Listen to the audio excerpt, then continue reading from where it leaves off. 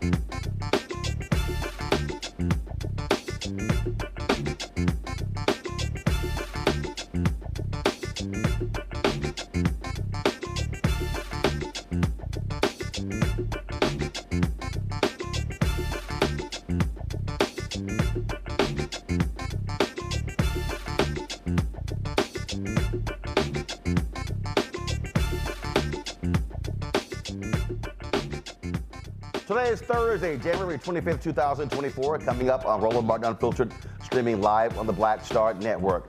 A Minnesota state trooper is facing murder charges in the death of a black man during a traffic stop. We'll be joined by civil rights attorney Harry Daniels, who's representing Ricky Cobb II's family, and he'll join us right here on the show. President Joe Biden says Americans have created a stronger economy as the country exceeds expectations, proof that Bidenomics is working. Well, that fool Senator Tim Scott is spreading lies about how Trump has helped minorities more than Biden. Flat out lies. Plus, Texas's Crown Act is going on trial next month. Black teen Darryl George has not been in a regular classroom because of the length of his locks.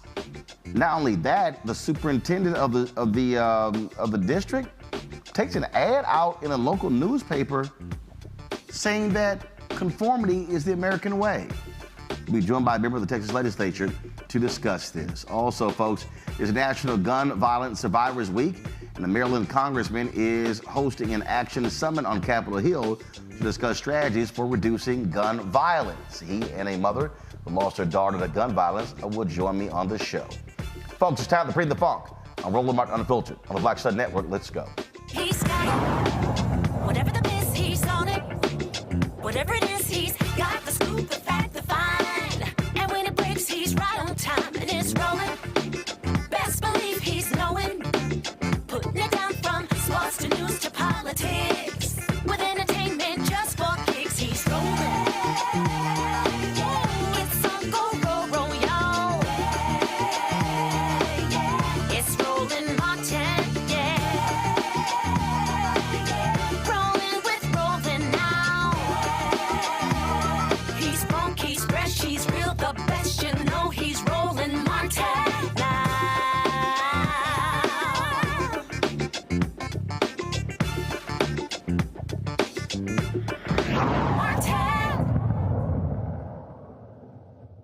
A Minnesota state trooper is charged with murdering a black motorist during a traffic stop.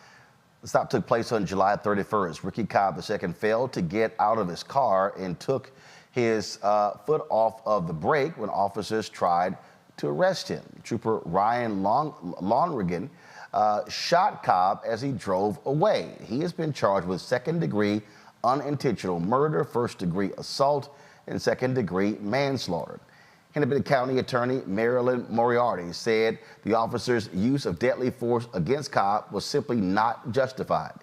Joining us from Minneapolis is civil rights attorney Harry Daniels, who represents the Cobb family. Glad to have you here. So they stopped Cobb, and was he still in drive? And so what? He let his foot off of the gas, and the car, did it begin to speed away, or did it slowly begin to move away? Roland, that did not happen at all, and thanks for having me on. Actually, the defendant, and I'm not going to call him a trooper or officer, he's a defendant, rightfully so. He shot Mr. Cobb before the vehicle moved. That's one thing that's very clear in the video. I know it happens pretty quickly. However, when you look at that video, slow it down, and as a district attorney reviewed that video, that before the vehicle moved at all, he had shot Mr. Cobb twice as a result of a firearm going off and striking him, shooting him. Then and only then did he decided to drive away. So he was already shot before he even took off in the vehicle. So let's do this. Let's do this here. Let's actually play the video so people can actually see. So this is when the trooper that's approaching the vehicle, is that the one who's now defending? Yeah, here's the body camera that's clearly inside the passenger side.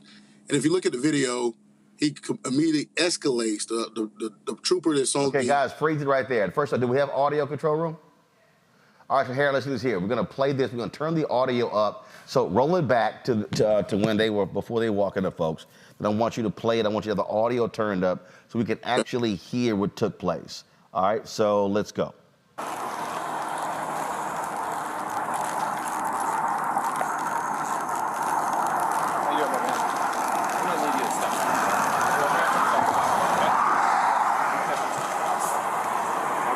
anytime y'all talk about, all right, we need some stuff to talk about. Y'all can take me to jail for what?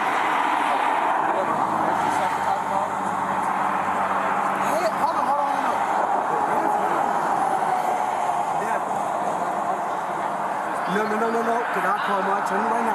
Hey, this ain't no funny shit. But y'all talking about that shit with Terry Young? But you have to step out, okay? Hold on, is it a warrant? No, it's not a warrant. You need to step out. Hold on. I'll explain it all out when you get out. Hold on, is y'all finna get on some funny shit with me? Y'all keep it a buck with me, bro. But if y'all finna get on some funny shit with me, y'all can tell me right now so I can call my attorney. Can hang my keys. Why? See, y'all keep it a buck with me. Y'all pull me off of my headlights. Okay, we passed that, so where we at? So where are we at then?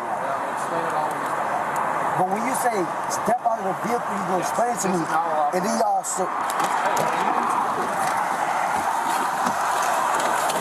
get out. Get out of the car now!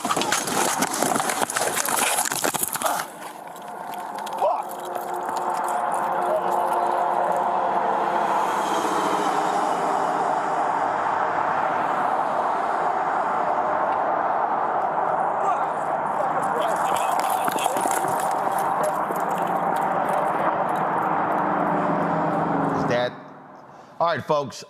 So this is the body cam. So, Harry, did his body cam simply fall off? Is that why this is the picture we have?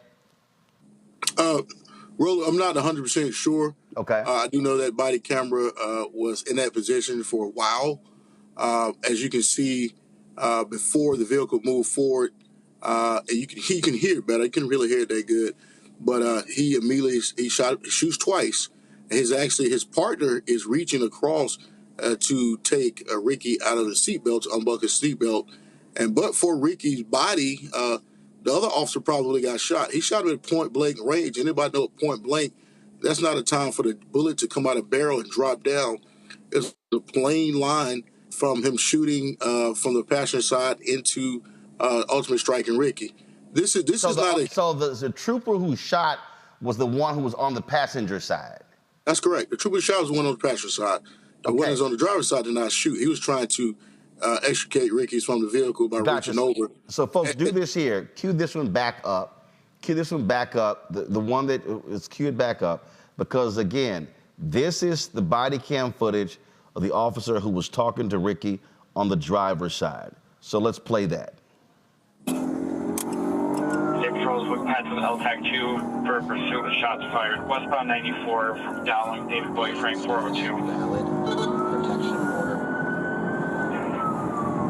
60 minutes of the car stop, 40 seconds. Status valid. Car stop, 40 seconds. Order.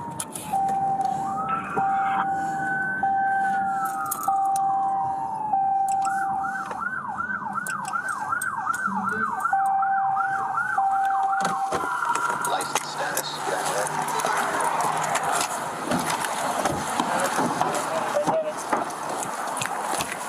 Paramedic. Any leap recovery. Here, swing around the other side. Yep. So, Harry, at this point, shots already been fired, correct? Yeah, at this point, he went about a quarter mile down the road. Obviously, he was losing blood and lost consciousness and crashed into the concrete median, and they followed him, catch up with him. And at this point, they try to give life-saving measures, CPR, but he essentially dies right there on the side of the road there. Why was he pulled over in the first place? Tail light. Again, we've done so many of these stories, and something as basic as a tail light leads to the death of an African American in the hands of cops. Yeah, it's this thing. It was some type of discussion about not even a warrant for his arrest, anything, but a protection order that one of his baby mamas had going back and forth with each other. There's a question as to whether they actually want to bring him in, and when I say the troopers could have given him and told him, hey, this was going on, this was happening. he was not unwilling to go with him. He just asked him, why am my man taken? Why you pulled me out of the car? Then the escalation from the defendant, Londregan, who's been charged with murder, he clearly escalates and elevates his voice and pull his weapon to get out the car for no reason. There was no threat. Mr. Cobb had no weapon, no knife, or anything in his hand. I mean, that's clear because the driver's side trooper is in close proximity of him and reaching over his body. So he wasn't in fear that he was going to do anything, had any weapon. But as soon as he reached over, this guy point blank shoots him. And only then did the car move forward. I mean, they was talking about, let's say some of the defense attorneys, his defense attorneys talking about it's a hero being prosecuted. Roland, it was a hero that night. And that hero was Ricky Cobb, that body shielded that other officer on the driver's side. Because but for Ricky's body, unfortunately, the other officer probably been shot as well. Make no mistake about it, this is a clear charge. It's a good charge. It's the same charge that was in the George Floyd case with Derek Chauvin, the exact same charges. The murder, unintentional murder. And the reason why it's unintentional, because if you charge it as intentional, you have to prove that he had the intent to kill. Clearly, if you shoot a person at point blank range, 1,500 pounds of pressure coming out of a weapon, more than likely you're going to kill him. But I think this district attorney, Moriarty, her team did a fantastic job and thoughtful going through the process and charging him. There was no reason whatsoever for him to shoot his weapon. There was no reason. Roland, it was no reason for him to even pull his weapon out. There was no escalation. There was anything, no threat whatsoever. Ricky was compliant, and people was talking about, well, he drove and they shot. Absolutely not. It's not the case. There was no dragging anybody. He was shot before he drove, and rightfully so. If you get shot at by the police and you did anything wrong, it's a fight and flight mode. But unfortunately, this young man, this young father, he has a twin brother.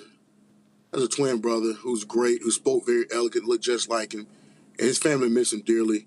And this is, unfortunately, in Minneapolis, Minnesota, the same grounds where George Floyd was killed, and Deontay Wright and so many others, and this is historical. I want the nation to understand and know your viewers that this is historical. And the George Floyd matter, it was a state's attorney bringing the charges. This is a county attorney who brought these charges. Her staff has brought these charges against an officer who clearly committed murder, charged with murder, and looking at 70 years in prison. How old was Ricky? I believe he was 33 years old. 33 years old. Harry, we appreciate it. Thanks a bunch. Hey, man, I hate coming on here in these circumstances, but I appreciate you guys for keeping these stories alive in the front. And maybe one day that I will be out of business as a civil rights attorney. But until that day, we're going to keep pushing forward. And thank you, guys. Appreciate it. Thanks a bunch. Folks, going to break. We'll be back on Roland Martin Unfiltered right here on the Black Star Network.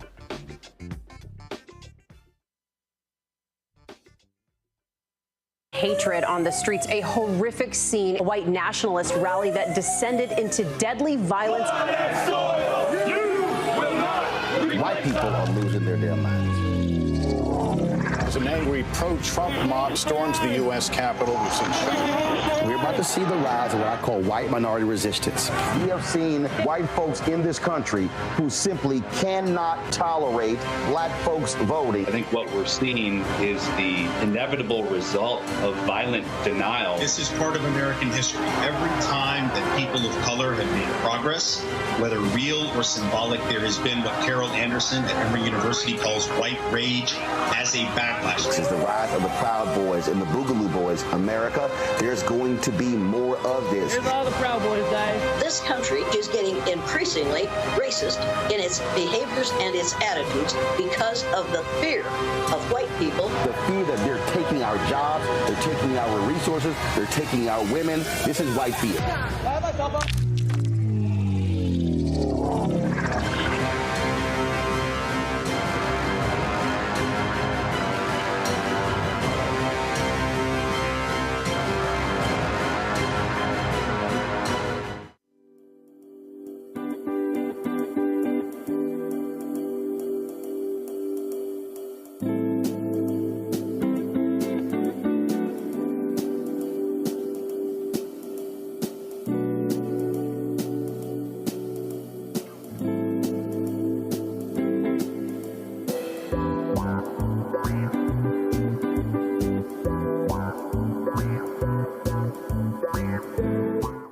Essence Atkins. Mr. Love King of R&B, Raheem Devon. It's me, Sherry Shepherd, and you know what you're watching. You're watching Roland Martin, Unfiltered.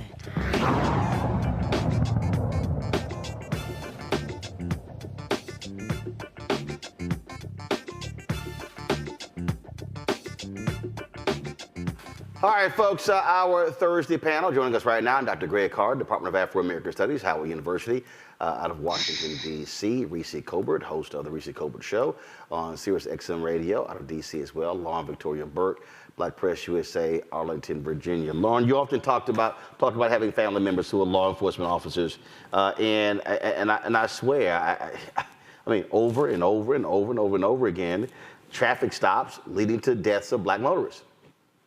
Yeah, I feel like we're watching the same video over and over and over again. And it's a shame, and it shouldn't have to be said that we shouldn't have to deal with this type of behavior. We just shouldn't. We should never get used to it. We should never be okay with it. We should never think that this is normal, that this is somehow good operating procedure by law enforcement. A lot of these jurisdictions, a lot of these officers, in my view, are very poorly prepared, poorly trained. The standard of hiring is too low. And you're dealing with some insecure individuals who do stupid things, particularly in situations where they stop somebody and there's any sort of discussion, any sort of lack of compliance, none of which justifies somebody being shot to death. Unfortunately, it is the case, the reality of the history of this country, the reality of the circumstance we find ourselves in now in 2024 is that it is a incredibly bad idea to get into some sort of argument with any of these law enforcement people, particularly in these smaller jurisdictions, where, you know, there's not a whole lot to do except stop people for taillights. I mean, that's pretty much it. And all of my friends and family who've been in law enforcement, I don't have any law enforcement on the federal level, but I have friends that are on the federal level, and it never ceases to amaze me that it's very rare that we hear one of these stupid, you know, stories like the one we just heard where somebody stopped on a tail light. So they're not looking for a suspect for a murder. They're not looking for suspects for some violent activity or anything like that. It's a variable stop that's decided on by an individual officer on patrol, apparently.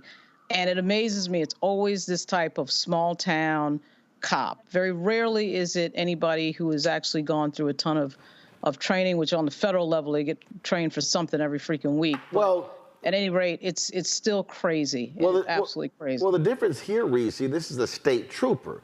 And so you would think that state troopers have a higher level of training than would some small town cop. Yeah, but I don't think in this case it's a training issue. It's a matter of who gonna check me boo issue, right? I mean, it's the fact that this gentleman had the audacity to act like he was going to try to get away. It seemed to me more like his foot slipped. Maybe he was a little panicked. I mean, you know, all of a sudden you're getting pulled over from, you know, your taillights being off to now people saying they want you to step out the car. And I think any Black man has a rational fear of what could happen to him getting out of that car. And so, like his attorney said, fight or flight is to me a rational move. But I think it's ridiculous how these police officers expect full compliance, excellent judgment. Yes, you wouldn't normally want to do anything to arouse suspicion from these trigger-happy cops. But at the end of the day, it's a very scary situation. Yet for themselves, that standard of perfection, that standard of always keeping your cool about you and making sure that you don't do anything that can escalate a situation, they don't seem to have that. And so I think that it's encouraging to see charges here. I think that the burden is pretty low. I mean, it's not so much an intent crime as it is, look at the end result. Was that really necessary crime that he's charged with? But like Lauren says, this is just like Groundhog's Day when it comes to these cases, and it never gets any less disgusting and tragic. Greg? I agree with Lauren and I agree with Reese. This is not outlandish. It's not exceptional. It's not an aberration. This is how this system was set up to work from the time they came to get us. You police our bodies. We do not have control over our lives. Our efforts to resist at the lowest common denominator come down to one word: survival. This punk Ryan Londregan was hunting at 2 a.m., at 2:11 a.m. when he showed up 20 minutes after the two other hunters performing their job in the procedure that they have been trained to perform it, not the formal procedure, but I don't even call it informal, but the cultural procedure, which is to hunt, to confront, to escalate, to harm up to and through execution, and then to seek the protection and excuse of the system that put you in the position to hunt, to escalate, to harm, and then you'll get away with it. Now, hopefully this won't happen, but again, we have to stop looking at these things as if they are aberrations. This is the way they are cultivated to perform. So 20 minutes after he gets there, as we heard, you see them walk through and they've stopped him, but that's a pretense. We're going to now scan to see if we can escalate this further. And yes, they found that he had violated a protective order in nearby county, Ramsey County, but that there was no outstanding warrant. Well, we can't get him on that. So, and we saw those cases a couple of months ago. What can we get him on? What can we get him on? So then they call Ramsey County, and Ramsey County's like, yeah, we want him arrested. Okay. Now, this will be a civil lawsuit. There'll be a settlement. There'll be money. But this man, Ricky Cobb II, is in the ground. So now this punk Londregan grabs on the passenger side door. I can't let you go. Why? Because I am trained to hunt you, N-word. My job is to do this. So, of course, Brother Cobb, in that moment, as Lauren said, fearful for his life, considering escaping, whatever he was doing and made his foot slip off that or come off that brake and go and let that car roll forward. In that moment, Londregan had all he needed to do, the reason he needed to execute. This man is he cannot be reformed. His system cannot be reformed. It must be remade. And by remade, I don't mean in the image that it's in now. This is a fundamental problem facing us as African people in this funky settler state. It's working the way it was supposed to work. Lauren, this is precisely why some police chiefs in a lot of these major cities have said to their officers, stop pulling people over for minor traffic violations. This very reason. Yeah, and a lot of times, if you watch the statistics with regard to deaths in custody for law enforcement, a lot of times it involves traffic stops, because what ends up happening is, someone is stopped on a highway and another car hits a police officer. So I'm not sure why law enforcement isn't encouraging their officers not to stop anyway, on top of the fact that these petty violations really, frankly, don't matter. In a lot of states, particularly Virginia comes to mind, is we have to register a car every single year. You have to register your car. So if you've got a down tail light, it won't pass registration. So you're not going to get past a year with that. So why are we wasting resources with law enforcement stopping people for these petty violations? And in fact, in the legislature, there have been some moves to encourage law enforcement not to make these types of stops, because this level of escalation happens. And by the way, state trooper comes down to what state we're in. A lot of these state troopers are podunk, and some of the states are pretty good at training the troopers, but other states are not. So it's a crapshoot in terms of training. And training does matter. I know we're sick of hearing training, and we should be sick of hearing training, but it does matter. And you'll see that the departments and the agencies that train a lot, federal is a good example of this. We're not seeing them in the news very much, because they don't get involved in these dumb, crazy incidents that don't make any sense.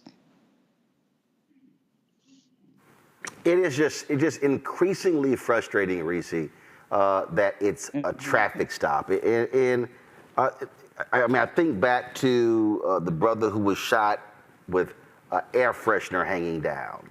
And again, we do so many of these. Walter Scott, that was a tail light. I mean, just basic fundamental things, and we're sitting here having to deal with the reality of somebody black being killed and families having to bury people, and now go through all of that particular trauma over a damn tail light. Yeah, it's stupid, and that's because the people that they're pulling over, they know aren't a threat. That's why half the damn crimes go unsolved, because they too punk ass to get out there and solve some motherfucking crimes, fight some crimes. What happened to Crime Stoppers? Somebody having their tail lights off, just flash high beams, keep it goddamn moving.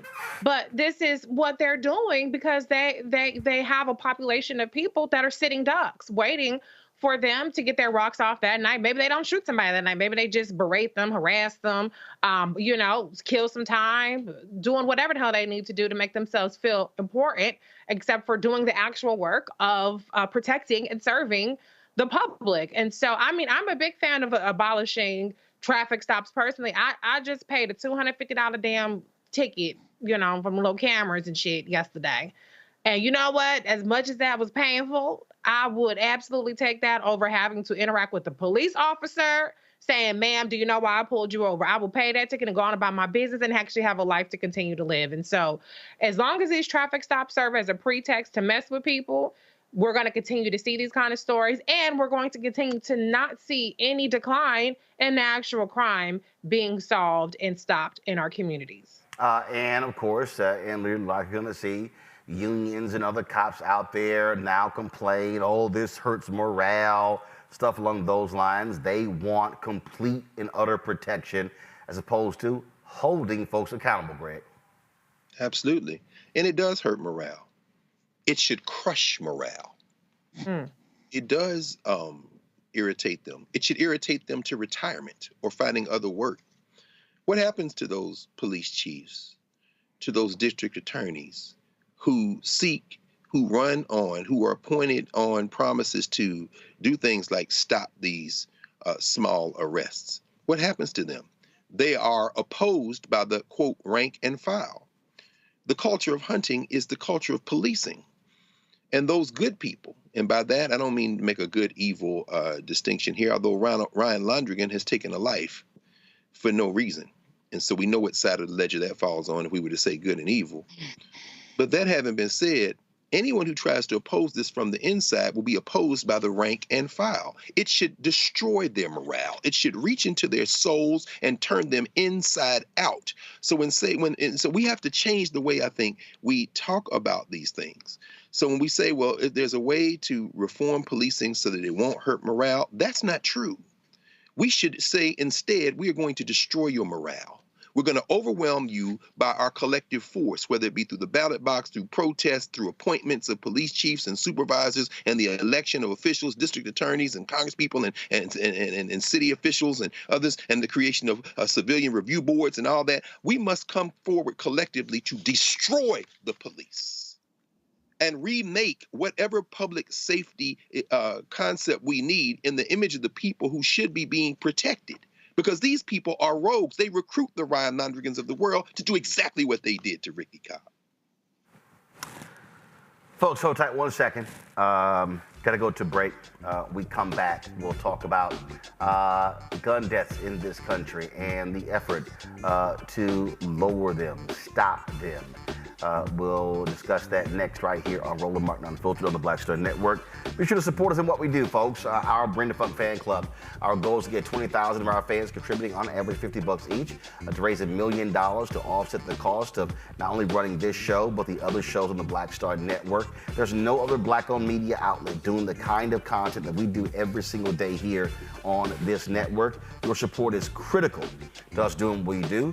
So you can see your check and money order to P.O. Box 57196, Washington, D.C., 20037-0196. Cash App, $RM Unfiltered, PayPal, R Martin Unfiltered, Venmo's RM Unfiltered, Zelle, Roland at RolandSMartin.com, Roland at RolandMartinUnfiltered.com. We'll be right back.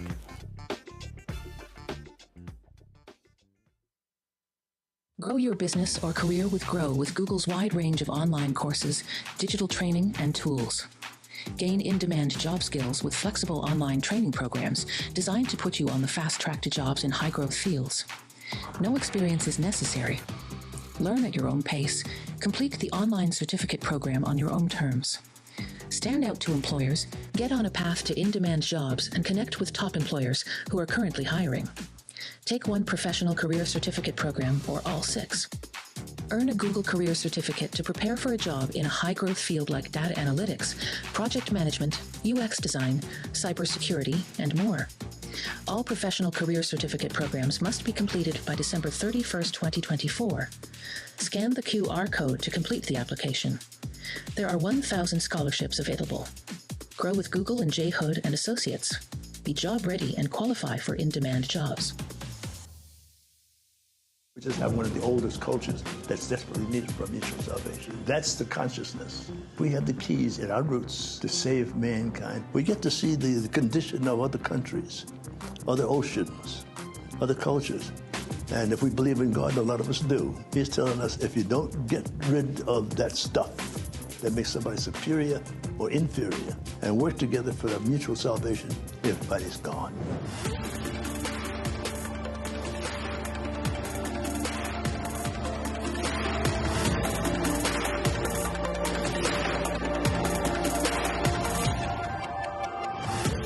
On a next, A Balanced Life with me, Dr. Jackie, we're going to be talking about common sense. We think that people have it, know how to use it, but it is something that people often have to learn. The truth is, most of us are not born with it, and we need to teach common sense, embrace it, and give it to those who need it most, our kids. So I always tell teachers to listen out to what conversations the students are having about what they're getting from social media, and then let's get ahead of it and have the appropriate conversations with them. On a next, A Balanced Life with me, Dr. Jackie, here at Black Star Network.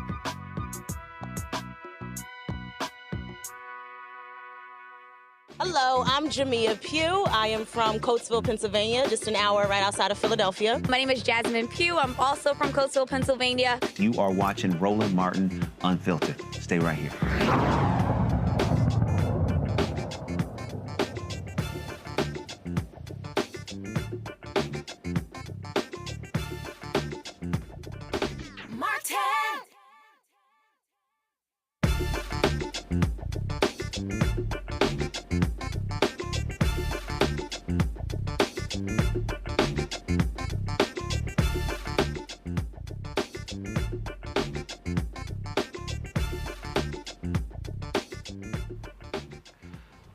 Number of people killed annually in America is still too high, those who die by guns. Now, the number of gun-related deaths is on the decline. 2023, there were 18,874. That was a drop from what we have seen over the last 3 years, but that is still simply 18,874 too many. Maryland Congressman Glenn Ivey wants to keep that decrease continuing. That's why he is hosting the inaugural Prince George's County Gun Violence Survivors Week Action Summit. He is joined along with Dr. Tyrese McAllister, whose daughter was a victim of gun violence. So glad to have both of you here on Roland Martin Unfiltered. Glenn, what we continue to face is this here. If people want to understand the difference between two parties, Republican and Democrat, you literally have one party that whatever the NRA wants, they do.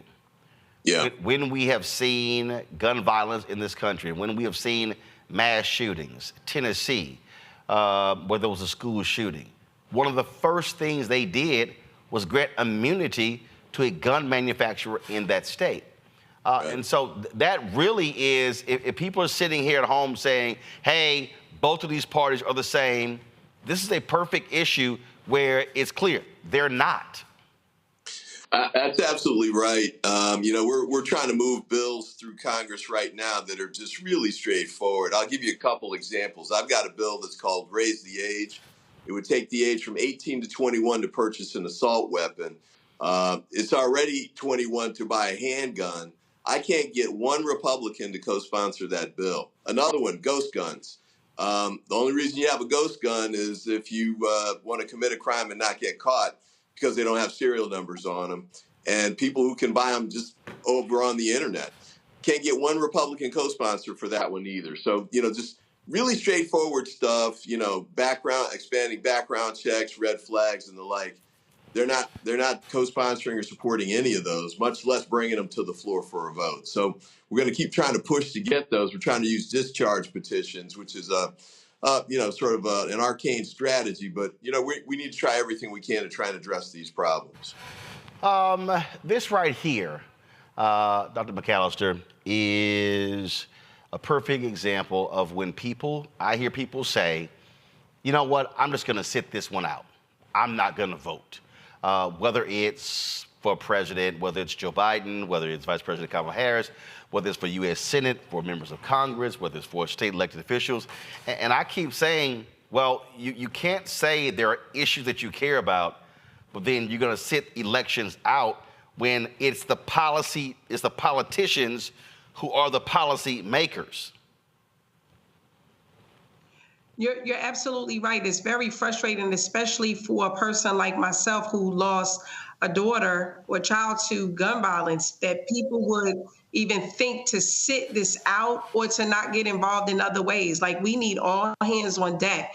Because the Republicans aren't doing anything, we definitely need everybody else to do something that will help gun violence.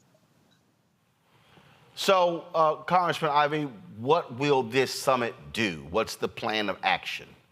Well, it's a sort of multi-pronged approach. We're trying to do things where we're bringing survivors together, like Dr. McAllister, who unfortunately are in this club now, basically, where they've lost a loved one to gun violence. They might have been parents, might have been siblings, but they lost someone. But there's a power that comes from that. So you've got people like Dr. McAllister who've turned that pain into power and are trying to use it to impact policies at the state and local level and the federal level too.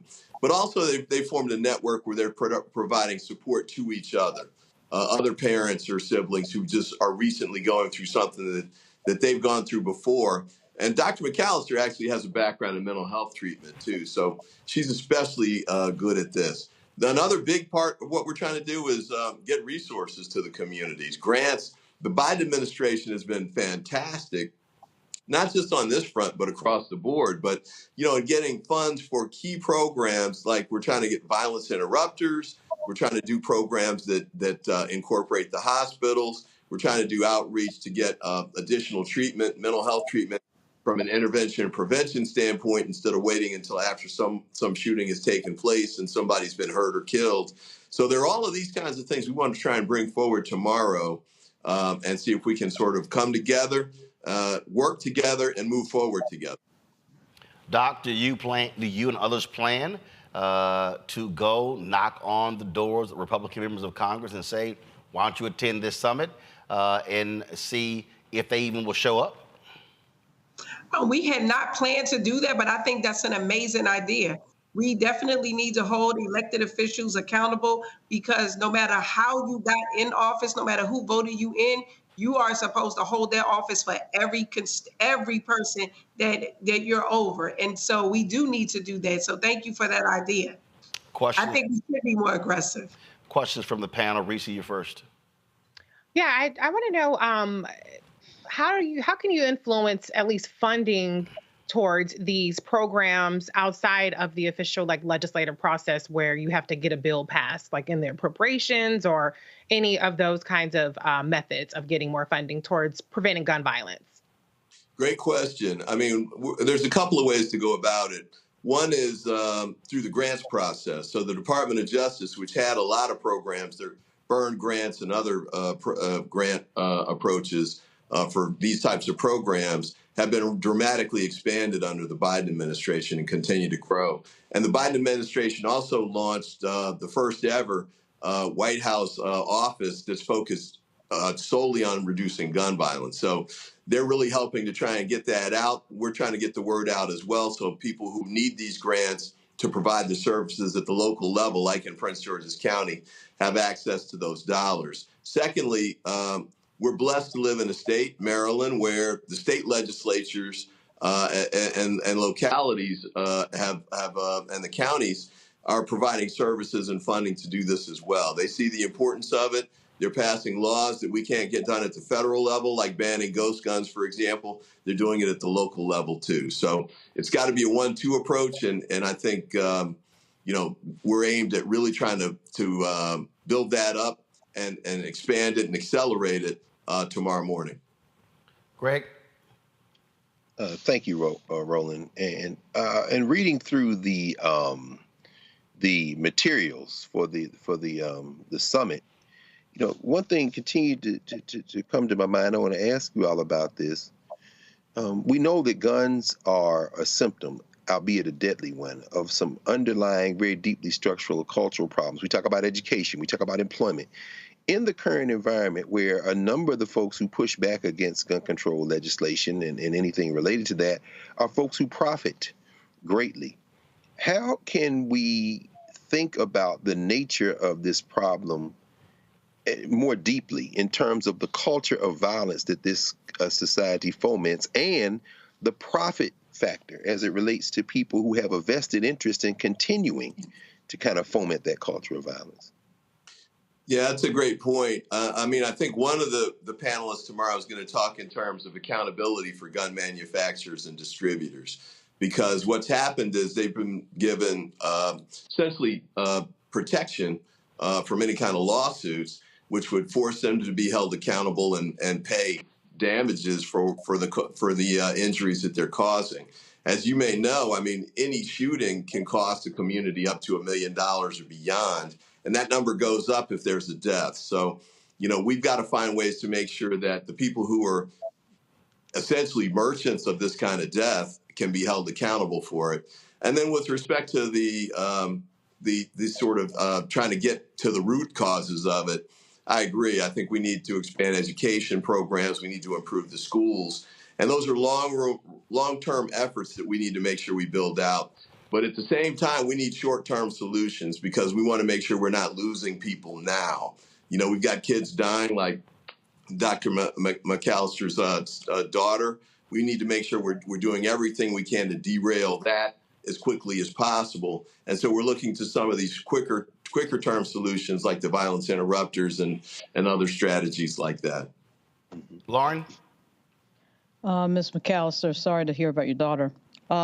Congressman Ivey, when you were a prosecutor, I guess a little bit along the lines of what Professor Carr was saying, getting to this point where we might be able to sue the gun manufacturers, was there any idea that you had maybe during your prosecutorial years of getting after things like banning the ammunition used in a lot of the more popular weapons that are used on the street, which is almost, I guess, every weapon. But, I mean, is there any other outside-the-box thinking? Because certainly federal legislation seems to be completely off limits. But I just wondered, Congressman, is there anything out there that might be something that could stop gun violence that isn't the typical inside-the-box things that we keep seeing, like red flag laws and stuff like that? Well, I think it's got to be a comprehensive and coordinated approach. So there's no individual solution or policy that's going to fix this whole problem because it's too big. I mean, there's 400 million guns out there.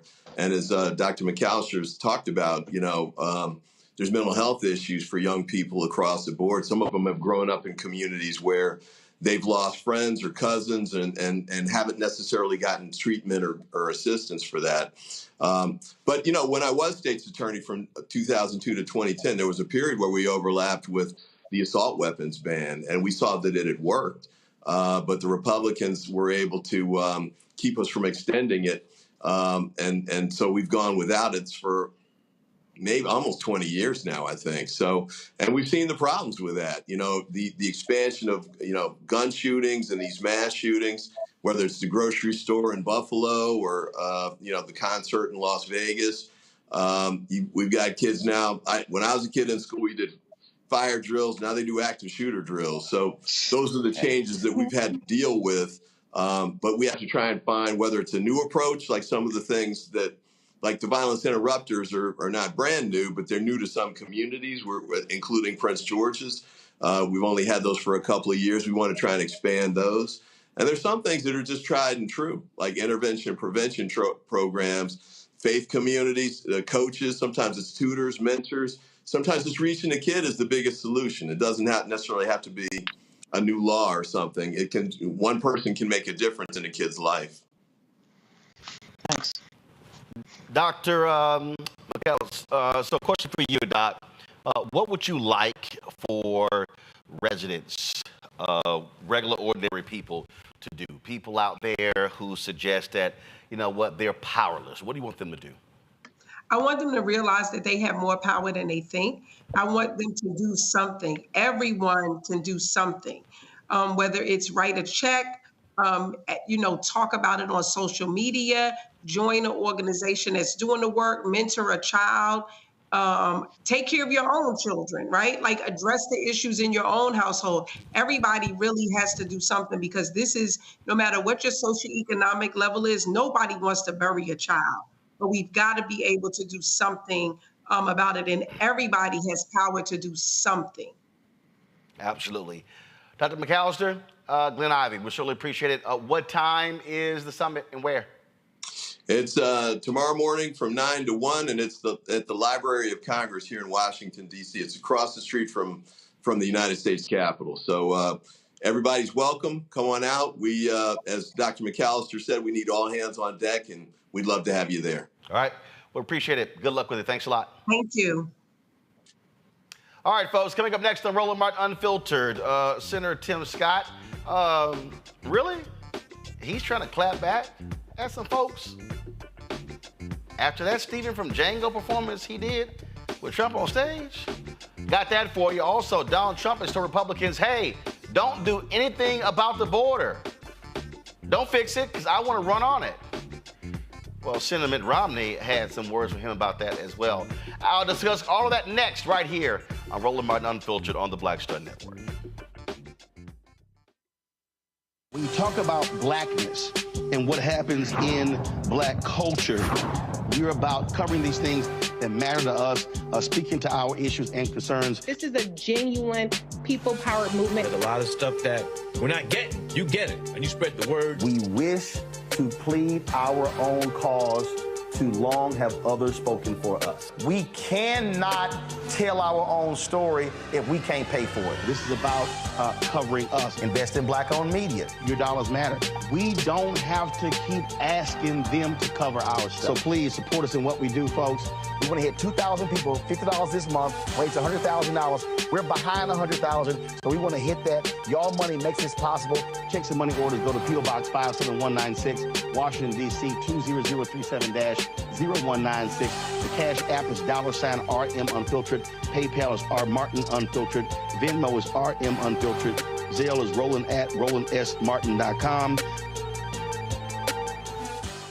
On the next Get Wealthy with me, Deborah Owens, America's Wealth Coach, nurses are the backbone of the healthcare industry, and yet only 7% of them are Black. What's the reason for that low number? Well, a lack of opportunities and growth in their profession. Joining us on the next Get Wealthy is Needy Bidenomics. She's going to be sharing exactly what nurses need to do and what approach they need to take ownership of their success. So the Black Nurse Collaborative really spawned from a place and a desire to create opportunities to uplift each other, those of us in the profession, to also look and reach back and create pipelines and opportunities for other nurses like us. That's right here on Get Wealthy, only on Black Star Network. Hi, everybody. I'm Kim Coles. Hey, I'm Donnie Simpson. Yo, it's your man Dion Cole from Blackish, and you watch Roland Martin Unfiltered.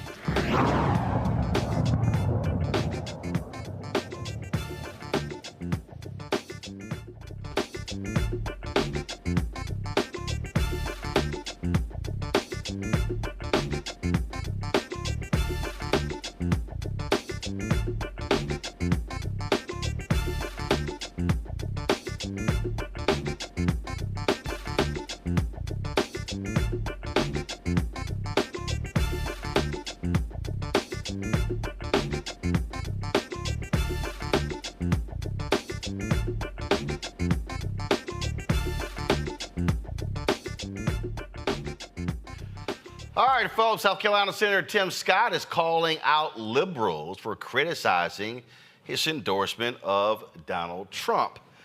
He sat down with Fox News, and Scott had the audacity to spread lies and misinformation by saying Trump did more for minorities than President Joe Biden. Ready for the lies? Let's go. Were you expecting this? I was this not. Kind of treatment? I was not, but here's what I do expect. Oh, I was expecting it. I expect the left to lose their minds because Donald Trump did more for minorities than Joe Biden will ever do. Think about the fact that Donald Trump put more money in historically black colleges and universities than any other president. How about wages and small business? Stop right there. See? Okay. All right. Now, look, we have absolutely proven that that's a lie. Dr. Walter Kimbrough, two-time HBCU president, has worked at others, has consistently shown that to be a flat-out lie. He has literally laid out that Donald Trump, in the budget that he presented, zeroed out a specific program that was created under President George W. Bush, that was extended under President Obama, that expired. It was a program amounting to about $220 million for Hispanic serving in black and HBCU institutions. Y'all heard what I just said? $220 million. Congresswoman Alma Adams, working with Congressman Bobby Scott of Virginia, she's from North Carolina, put it back in the budget, fought for it, got it passed in the House. Then it was held up by Senator Lamar Alexander of Tennessee in the Senate, where Trump came in with the HBCU presidents, had HBCU week. Several of them mentioned the program.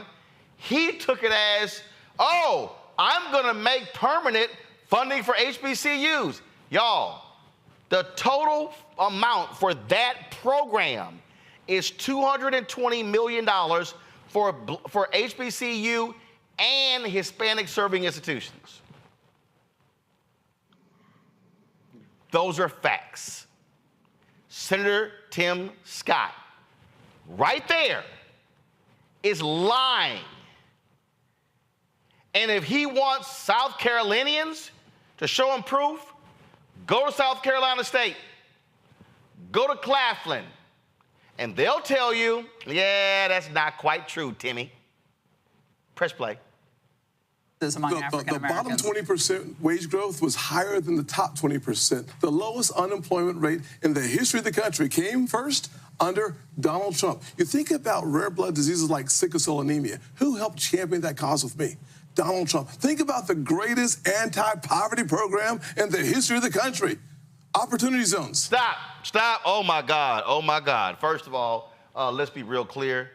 Timmy, long before your ass got to the United States Senate, black folks were fighting on behalf of sickle cell anemia. Long before. I was a kid in Houston growing up when they had the National Sickle Cell Anemia Telethon and was going door to door actually collecting money. The Congressional Black Caucus has been fighting on behalf of sickle cell anemia long before you decided to show up to the United States Senate. Just stop lying. And then he goes, whoa, first under Trump. Yeah, guess what? The black unemployment went lower under President Biden and Vice President Harris. Lower, Timmy. Then he said, oh, opportunity zones, the greatest anti-poverty program. That is a flat-out, fundamental, undeniable lie. And guess what, y'all? In the last year of Trump's presidency, I personally emailed the White House saying, can you provide for me the data of the effects of these opportunity zones? I'm still waiting. And guess what? One of the black preachers who was at the White House from Baltimore touting the opportunity zones, we brought him on our show that night after he did the White House. He came back 6 months later and said, this ain't doing a damn thing. So I don't know who the hell Tim Scott think he's fooling, but there's no way in hell that the opportunity zones, which also ain't new. HUD Secretary Jack Kemp was touting the exact same thing. This is not new. All that is done is give tax breaks to developers.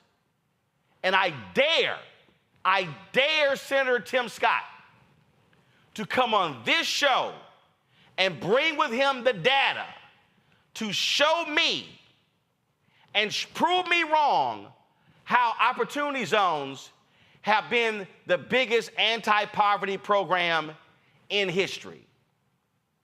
You can go on Fox News and lie, Tim, because Laura Ingraham ain't the brightest bulb in a dark room.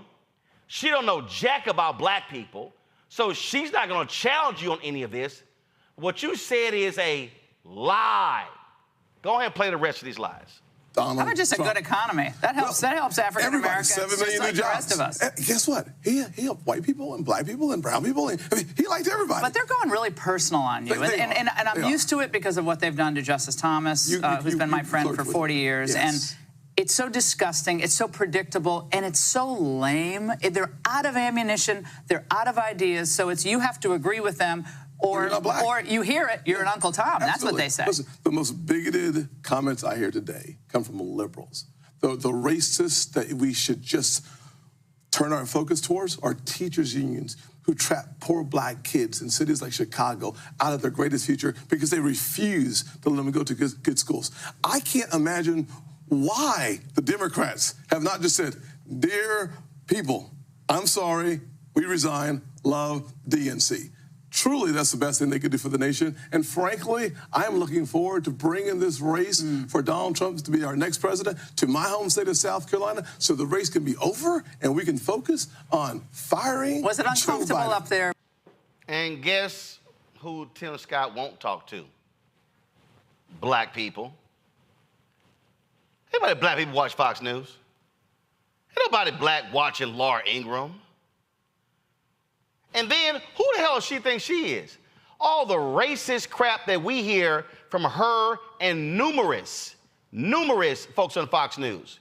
Can y'all please show me the clip of Laura Ingraham and Senator Tim Scott condemning Charlie Kirk for saying, oh, if there's a black pilot flying, I'm getting off because they probably got in through DEI. I'm sorry, that clip don't exist. They're not calling him out. See, here's my whole deal. And I can look at history. I got his book at home. If Bob Brown was on the show, Bob Brown could actually, and I know Greg got the book over there somewhere, Bob Brown could actually say what he did as basically the top African American under President Nixon for black folks.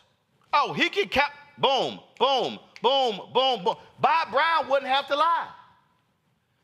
He would not have to lie. But Senator Tim Scott he's literally, y'all, what he said is easily disproven. But when you're talking to a fool like Laura Ingraham, who ain't never ran into a fact she couldn't distort, it feeds the beast to say, see, the black senator, he said that Trump did all this stuff for black people. Y'all know he skipped saying, oh yeah, by the way, Donald Trump blamed and targeted black people. Did any of y'all hear Senator Tim Scott and Laura Ingraham condemn Trump targeting the two black women in Georgia, turning life upside down, the ones with the Subaru Giuliani? I ain't heard that. I ain't heard that. The same Senator Tim Scott, who I got on video going down to Selma for the field trip with Congressman John Lewis, but comes back to the Senate and opposes the John Lewis Act. Oh yeah, the same Senator Tim Scott who thwarted the George Floyd Justice Act. And then when I questioned him on how was it that he did the exact same thing, calling for the defund of police departments that would not pass certain rules and procedures, he stopped returning my text messages. Oh, he was real talkative before. But then when I hit him what was on his bill and what his deputy chief of staff said, all of a sudden, he stopped talking. What we see here Reese, is the BS. And what Senator Tim Scott doesn't like, he doesn't like being called out on facts. I'll say it again, Senator Tim Scott, because you've been running from black-owned media. You won't come talk to us. Oh, you run to Fox News. You run to Margaret Brennan over at Face the Nation. Oh, you run over to Meet the Press. But you're not going to come talk to black-owned media because you know what's going to happen. I'm going to say, go to my iPad. And I'm going to sit here while you sit right here and lay out the facts and then force you to defend the lie. And that's what's so galling, Senator Tim Scott. And I had you on the show before. We had cordial conversations. When you challenged me to have a discussion, a whole show dedicated to education, I said, when you want to do it? Y'all, it was so funny. His staff thought I was joking. Oh, well, they said, well, Senator, he just threw it out there. I said, no, he didn't think I was going to accept. I made him come back for a whole hour discussion on public education. See, Senator Tim Scott can't do that stuff with me, not when I'm the founder of School Choice is the Black Choice. See, I understand charter schools. I understand school choice. I also understand fraudulent scam programs like the voucher bill in Texas, like the one in Tennessee. See, it's a little hard to have that conversation with me when your brother and your sister and your other sister have been teachers. See, it's a little hard to do that because you can't throw that little teacher's union crap out to me and think I'm gonna bite on it. Nah, it don't work. But Senator Tim Scott, don't lie. What you said about HBCUs and Trump is a flat-out, bald-faced, undeniable, easily proven lie. And you know it. And the fact that you will go on Fox News and knowingly lie tells me you ain't no different than the man you stood up there and said, I love you. I love you, Donald. Reese?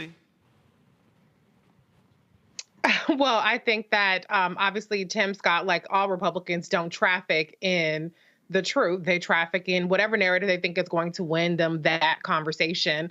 I think Tim Scott is feeling a little bit of heat and maybe a little bit embarrassed for the way he debased himself multiple times now with this buffoonish minstrel-like performance that he puts on to show his fealty to Donald Trump. I mean, the eyes bulging, appropriating Fannie Lou Hamer. It's disgraceful and it's embarrassing. And he's going to piss a lot of black people off being a buffoon for Trump. I mean, have some damn dignity, sir. You are a freaking U.S. senator and you're sitting up there acting like the male version of Diamond and Silk to try to get on that VP ticket. But I think that he is groveling all for naught because Donald Trump already said, you stabbed Nikki Haley in the back even though she gave you the U.S. Senate seat, and he is not going to put somebody that he thinks is disloyal as his number two, like he felt about Mike Pence. And so all of this is just really a really embarrassing audition, and he's hurting his credibility. He used to be somebody that people at least somewhat considered more of a reasonable Republican, but this turn that he's taken, which is always his truth, willing to shill for the Republican Party and for white supremacy, it's beneath him. And that takes a lot for me to say because I already think very lowly of Republicans generally. But this, even for you, is beneath you, Tim Scott. Man up. Lauren? Yeah, I mean, he perfected three stereotypes in one moment. It's actually pretty impressive. He did the magical Negro. He did the special black friend. I mean, Harriet Beecher Stowe would be very proud of the performance by Tim Scott in this last week.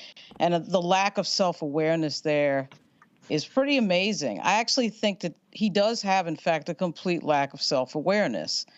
And, you know, as somebody who's met him and talked to him a few times, he seems like a perfectly nice guy, but I cannot imagine that somebody from his office did not call him or somebody from his family did not call him after that. What we saw last week, because it was pretty stunning not to realize what you look like in front of the nation to somebody who has said that who has attacked your colleagues like Maxine Waters and certainly several other Black members of Congress, has referred to Baltimore as an S-hole and African countries as an S-hole, and then said that Mexicans were murderers and rapists. I mean, this is the person that Tim Scott wants to be vice president to. This is the person that he looked at and said that he loved. I mean, it is incredibly embarrassing on a level that is beyond minstrelsy. And the idea that as Reese just said, a U.S. senator would just embarrass himself like this is even beyond what we're typically used to when we see people kissing Donald Trump's ass right in front of everybody. But I think it's particularly embarrassing when we consider who Donald Trump is. You know, if this was George W. or George H.W. or Ronald Reagan, yeah, it would be terrible. But Donald Trump, really, Tim Scott, this is who you want to be the vice president to. Now, I would like to think that he's got some Machiavellian plan in his head that maybe Trump is going to be thrown out of office should he be elected again, or that he could possibly become president should he be his vice president. But I actually don't think Tim Scott's that deep of a thinker. I just think that he's just some dude from South Carolina. But man, that was unbelievably embarrassing what we saw this week. Greg. That was a beautiful, not even a takedown, because you didn't do it. It wasn't mean-spirited, Lauren. That was just beautiful. Yeah, I can see that on C-SPAN instead of R-SC for Senator Scott when he speaks. Tim Scott, paren, just some dude from South Carolina, close paren. Because I think that frames it perfectly. I mean, Tim Scott is an incredible blend, an alloy of political ambition and complete and utter, what did the brother at Dartmouth, Jet Charlotte, say the other day? Naked self-abasement. Booker T. Washington had an excuse. Booker T. Washington had an excuse. He had felt the lash. He came out of slavery. And Booker T. Washington never abased himself personally. He kikied for the money from the white folk, from the Carnegies and the Baldwins and the railroad people, and he used it for Tuskegee and to run his Tuskegee machine, and ultimately improved the lives of a number of Black people and pissed off people like Monroe Trotter and Ida Wells and W.B. Du Bois. But there was a political thing, and there was an excuse. You came out of slavery. Tim Scott didn't come out of slavery. He comes out of humble beginnings, but this is a man who exhibits all of the deep self-hatreds that mark the psychological wounds of African people in the contemporary era. You combine that with his naked political ambition. I mean, as we say, we can talk to Cory Booker about that bill in 2021 where they work together, and Scott tells him, hey man, if you can get the FOP on board and these police chiefs, or get a couple of police back, we'll do that. And then Cory Booker gets the Fraternal Order of Police and the IAC of Ps, the International Chiefs of Police, to sign on to this reform legislation that still didn't have qualified immunity on it. What does Tim Scott do? He leaks the damn draft of the bill to the Sheriff's Association to give him cover to tank it. Why? Because he think one day he's going to be president. This fool, this handmaiden, this fool. And so finally, Al Sharpton was right today to say he's humiliating. The man is humiliating himself. And when you talk about that level of naked self-abasement, standing out with your loafers on the beach at Kiowa Island and the Sea Islands, on one knee, trying to somehow convince people that you're somebody you're not, all thinking that somehow that's going to make them pick you. As these young people would say, he's not being extra, he's doing the most at this point. I don't know how you look yourself in the mirror. Real simple. If you lie, I'm going to call you out on it. And Senator Tim Scott, you flat out lied. You lied when you went on Fox News. Pure and simple. Now again, chair is open. I got one chair. I got a chair right here. Got a chair right here. We can sit in the comfortable living room style over there on one of the couches. But if you want to talk about Black people, Tim Scott, come talk to Black people. Don't be scared of your people. Because trust me, Laura Ingraham, she ain't one of your people. Go ask those black employees at Fox News who filed a racial discrimination lawsuit. Oh, yeah. We covered that too. We'll be back on Roland Martin Unfiltered on the Black Star Network.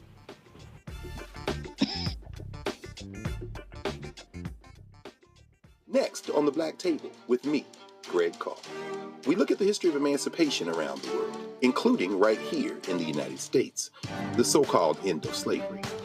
Trust me, it's a history lesson that bears no resemblance to what you learned in school. Professor Chris Manjapra, author, scholar, amazing teacher, joins us to talk about his latest book, Black Ghost of Empire, The Death of Slavery and the Failure of Emancipation. He explains why the end of slavery was no end at all, but instead a collection of laws and policies designed to preserve the status quo of racial oppression. The real problem is that the problems that slavery invented have continued over time. And what reparations are really about is saying, how do we really transform society, right? And stop racial violence, which is so endemic. What we need to do about it on the next installment of The Black Table, right here on the Black Star Network.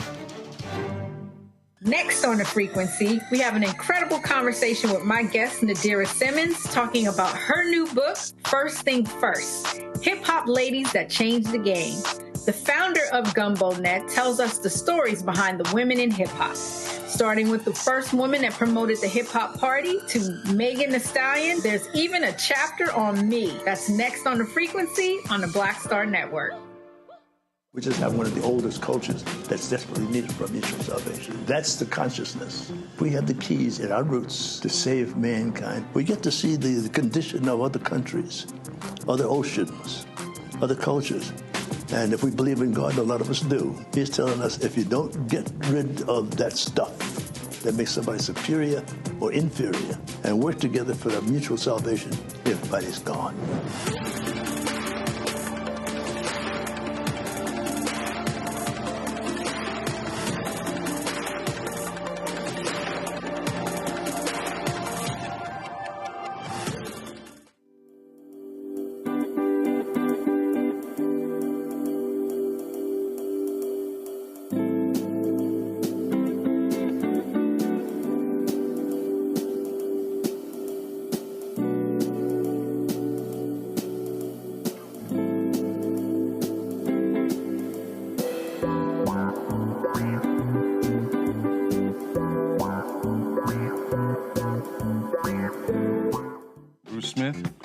Executive producer of The Proud Family, Louder and Prouder, and you're watching Roland Martin Unfiltered.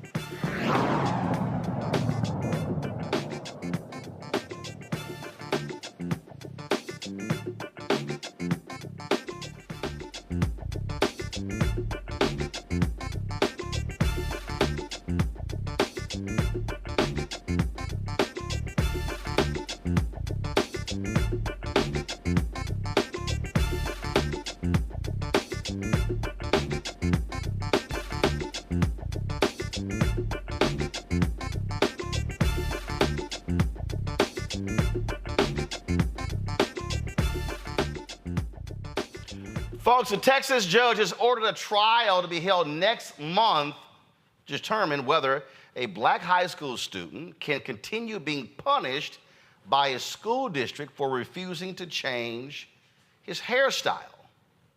Now, the family says his locks are protected by a new Texas state law called the Crown Act. Daryl George has not been in a regular classroom at Barbers Hill High School since August 31st. Instead, he has served an in-school suspension or spent time in an off-site disciplinary program. Now, the Barbers Hill ISD superintendent, Greg Poole, contends that George's long hair, which he wears in neatly tied and twisted locks on top of his head, violates a district dress code that limits hair length for boys. Let me say it again. His hair is not low. Pull a photo up of him. He wears his hair high. So you're complaining about his hair length, but The reality is, it's not long. Now, Georgia's family says the policy violates the Texas Crown Act. Y'all, his was so crazy. The same superintendent last week took out a full-page ad in a Texas newspaper to actually suggest that, well, to be American is to conform. When y'all have the ad, please show it. It's unbelievably crazy. Retta Bowers, a state representative in Texas, she sponsored the Crown Act, and she joins us now from her home in Garland, Texas. All right, so Representative Bowers, the school district contends that the Texas Crown Act, as written, does not specify hair length, so therefore, they say their policy is in order. Roland, thank you for having me. We just want to say that the Crown Act, as it is written, we made sure that the protective styles that are protected by this new law were spelled out, being locks, bantu knots, braids, twists, even wearing wigs. And I don't know any Black person in America that locks their hair not to grow it. So to say that length is an issue is really just a loophole that they were trying to find. You already mentioned Barbers Hill ISD and Greg Poole. This is the same school district that was a bad actor that prompted us to make sure that we had a Crown Act passed here in Texas. See, the thing that's crazy here for me, is that this is precisely why. This is precisely why the law was passed. Exactly. The law was passed. First of all, the law ain't that hard. It says you cannot discriminate against somebody for their hair.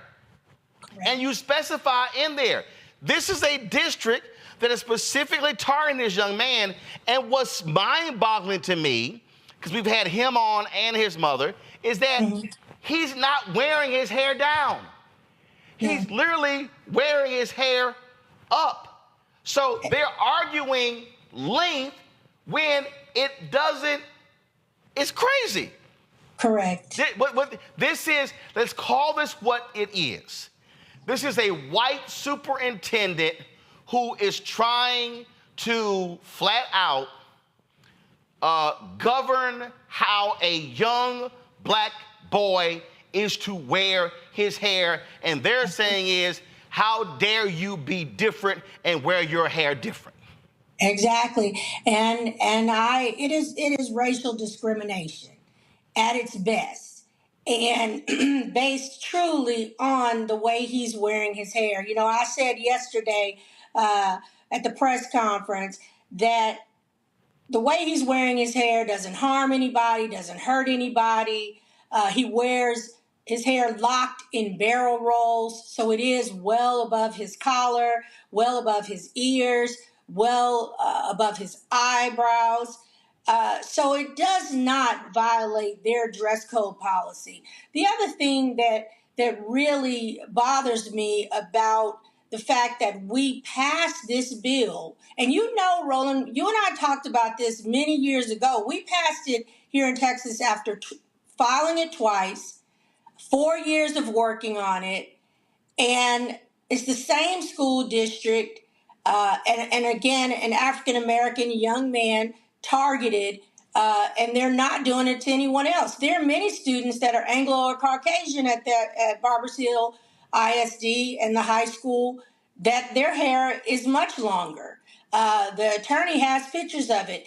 The craziest thing to me is when I got a copy of the case, Exhibit A, if you look at Exhibit A, they have his hair in a totally different style. He had it in a different style, but there again, it's above his collar.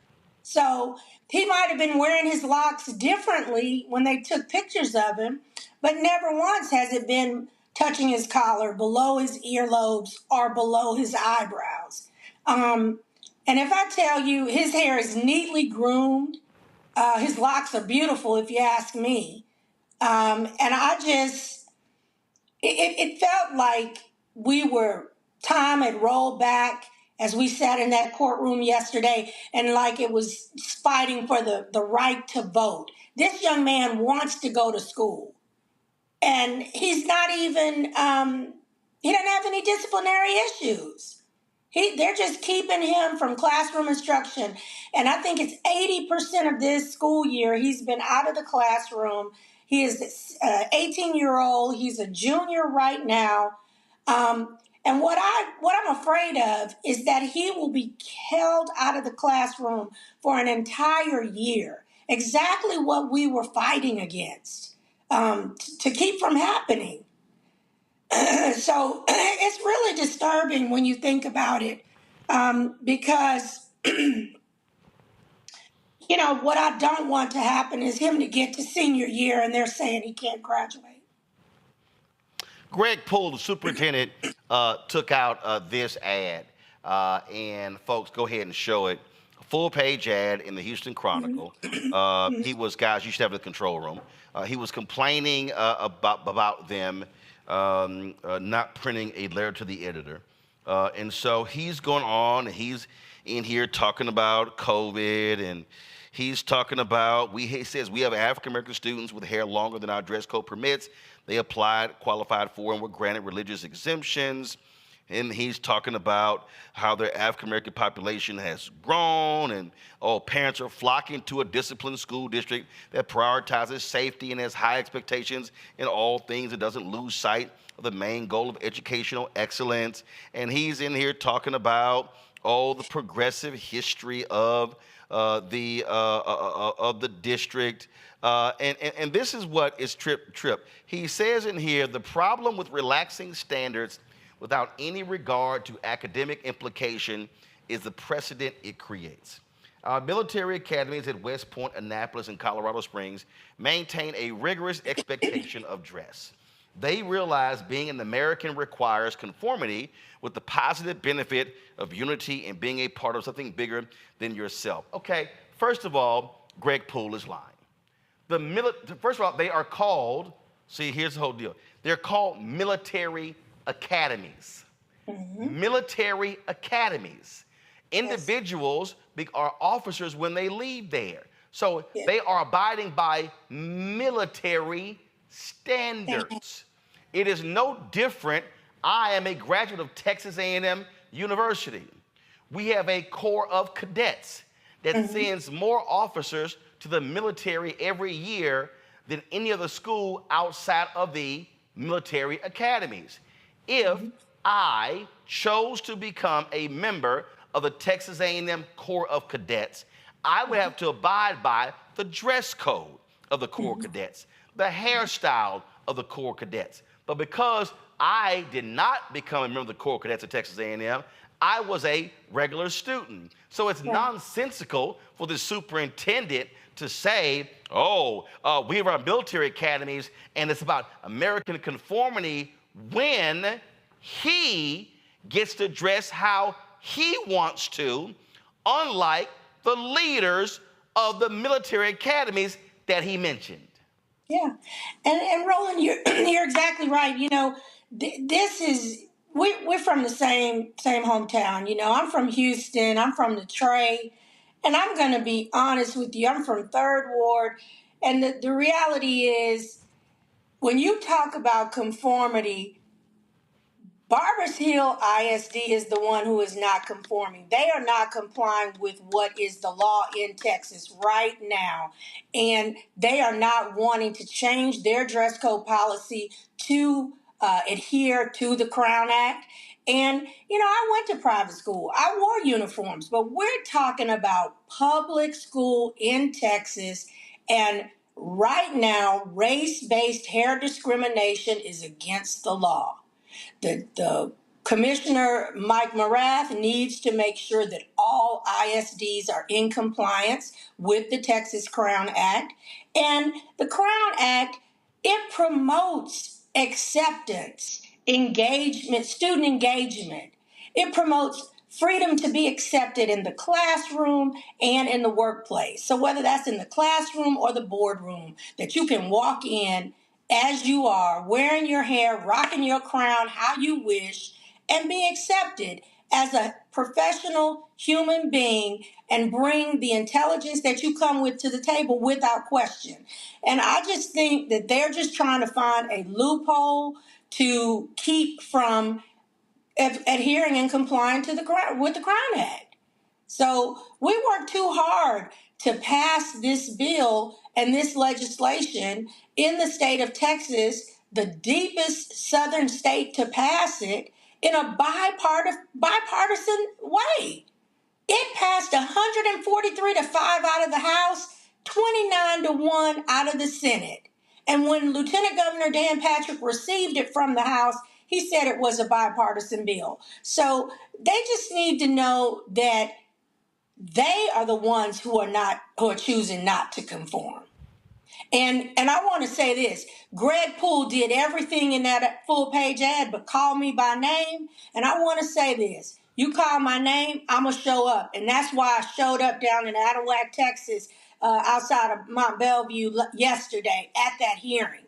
I called once this thing, they had Daryl George out of class. I tried to call the communications director. He would not speak with me, and I understood that it was a federal case, Roland.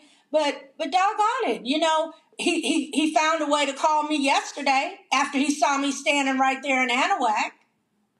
You know, I am upset because we worked too hard to pass it, and it is the law in Texas, and they just need to follow it. And here's the one that I'm really confused by before I go to my panel with some questions for you, Representative Bowers. That boy's hair ain't got a damn thing to do with education. Nothing. He is an excellent student. It literally has nothing to do with learning. It is not an impediment to learning. It is not an obstacle to learning. These are flat out lies. No, what we're dealing with here is this is a superintendent who wants to impose white standards on black children. That's what this is. And if Greg Poole wants to operate in that way, he should go to a private school where you can establish those rules. But this is a public school, which is supposed to abide by Texas laws. But then again, when you have a governor who right now, Republican, who is defying the Supreme Court after they rule against him when it comes to the border, this is not a shock because frankly, for a lot of these conservatives, they don't have to follow the law if they disagree with it. Right. I mean, I'm trying real hard not to say preach, because that is what this is. That they don't like it. It doesn't look like the way they wear their hair, or they're not happy with it, so I don't have to do it. And you know what? As black people, we don't have that luxury. We don't get to do what we want to do if we don't want to follow the law. Lauren. Yeah. I'm wondering with this, where is everybody? Like, has Sheila Jackson Lee chimed in? Has the CBC chimed in? Has the NAACP chimed in? I mean, they sure as hell have no problem chiming in when we're talking about foreign policy and everything else. This, to me, is a very low-hanging fruit type of issue. He should not be out of school, obviously. Right. This is obviously outrageous. And it's been going on now for quite a long time without the same amount of attention that other things get. And frankly, the other thing I was thinking as I'm sitting here is, if this was a woman, if this was a girl, if this was a female student, I suspect this would be all over MSNBC and Karen Finney would be talking about it on CNN. Do you get the sense at all that because this is a young man and not a young woman, that it doesn't get the attention that perhaps it should get? I do. I talked about this yesterday as well at the press conference. I said that gender and gender identity shouldn't matter in this case, but they do in their dress code policy. It does say males. So this is about a young black man, and that's what it is. And when you talk about the CBC and some of our congresspersons, I do have to say the Texas Legislative Black Caucus stands firmly with me and behind me. We are working for sure at the state level to make sure that we have the right affidavits on file when we come to the trial next month so that legislative intent can be proved and present in that room so they know what we intended with this legislation. And federally, when you look at it, in March of 22, the House passed their version of the Crown Act, but the Senate, U.S. Senate, held it up. So that's where we are with it. The Congressional Black Caucus for sure does stand by the Crown Act, and the Texas version matches the federal bill. So they are behind us, and if we have to ask for support from the federal level, we'll do that.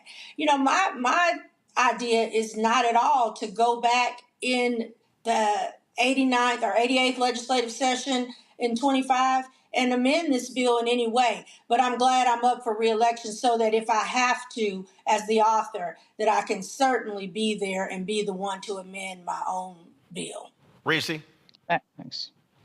Representative Bowers, I want to thank you for your leadership on this. I don't have a question, but I would be remiss if I didn't make the comment that when he said conformity, what he really meant was assimilation. And this is just another effort at policing Black bodies and particularly Black hair. And I do want to say that Black hair is not dangerous. It's not threatening. It's not a distraction. It's not unprofessional. And so this young man deserves to be in school, not in some suspension type of activity or alternative schooling. This is something that's going to have an impact on him, potentially long term. And I do applaud his parents for sticking with it and sticking with their convictions. And I applaud you as well. Now, I do have a question in terms of the school board. Has there been any engagement from them? As my understanding that the school boards in Texas select the superintendent. So is there any pressure being put upon the school board to make the superintendent fold on this issue? Well, it's hard to say. Thank you for that question because the school superintendent, he's got a lot of power in this community and people are afraid to stand up to him. And so at this point, we're having to work with the State Board of Education. Well, in fact, I just want to jump in here, Representative Bowers. Go to my iPad. This is what he put in his editorial. He said, we have had 2 school board elections in which candidates supporting our current dress code earned 88% and 91% of the total votes. The people who pay taxes in the Barber Hills ISD are the voices we listen to. He said our school board's determination to be true representatives of the people and never lose sight of the goal of providing the absolute best public education a student can receive is what created the COVID-19 response that the passing of time has shown was the right approach for our students, blah, blah, blah, blah, blah. So, and so basically what he's saying is school board got my back, I'm good. Yeah, I will say this. My colleague, that represents Barbers Hill ISD, is working with us, and she's a Republican. So that's Representative Terry Leo Wilson, and she certainly has talked to the superintendent, Greg Poole himself, and told him that what he is doing with Darryl George is totally out of line, is discriminatory, and that he needs to allow that student back in the classroom. She herself supported the Crown Act, voted for it, and told him so. So for him to say that maybe his school board does support it, but the fact remains that it's a direct violation of the Texas Crown Act, And we are here to make sure that any bills and laws and legislation that we pass, that it is enforced properly and that it is adhered to. So I just want to say that, Daryl George is not a distraction. He's not here to harm anybody or hurt anybody. He's ready to get back to classroom instruction and learning so that he can have the best quality of life and education. And they're stealing that from him. They are robbing him of his education and good quality of life in the community. And so I want to say thank you for understanding that his parent, Derecha, is doing the right thing. His mom is doing the right thing by not taking him out, especially since this is law now. When this happened before with DeAndre Arnold, they chose to take those students, he and his cousin, out of the school district. So at this point, this is a real test of the Crown Act, and we're okay with it because we know that it will stand up in a court of law. We are the only thing about yesterday at that hearing that I wish the judge had done and Judge Kane didn't do is he wouldn't grant a temporary restraining order so that Daryl George could go back to school. Gotcha. Greg? Thank you, Roland. Thank you, Representative Bowers. I don't know why you Texas Negroes won't just do what a white man says. But at any rate, because Coach Poole, who's got a doctorate apparently in ed leadership from Texas A&M, I doubt that he knows that Bantu knots actually kind of can extend down past your shoulder blades. But please don't let him know that. Well, I mean, he's got an EDD, so I'm not sure. But I mean, I think it does. He can't spell Bantu. And no question about it. No question about it. But it seems like this is just a piece of these Texas white nationalists attempting to challenge federalism.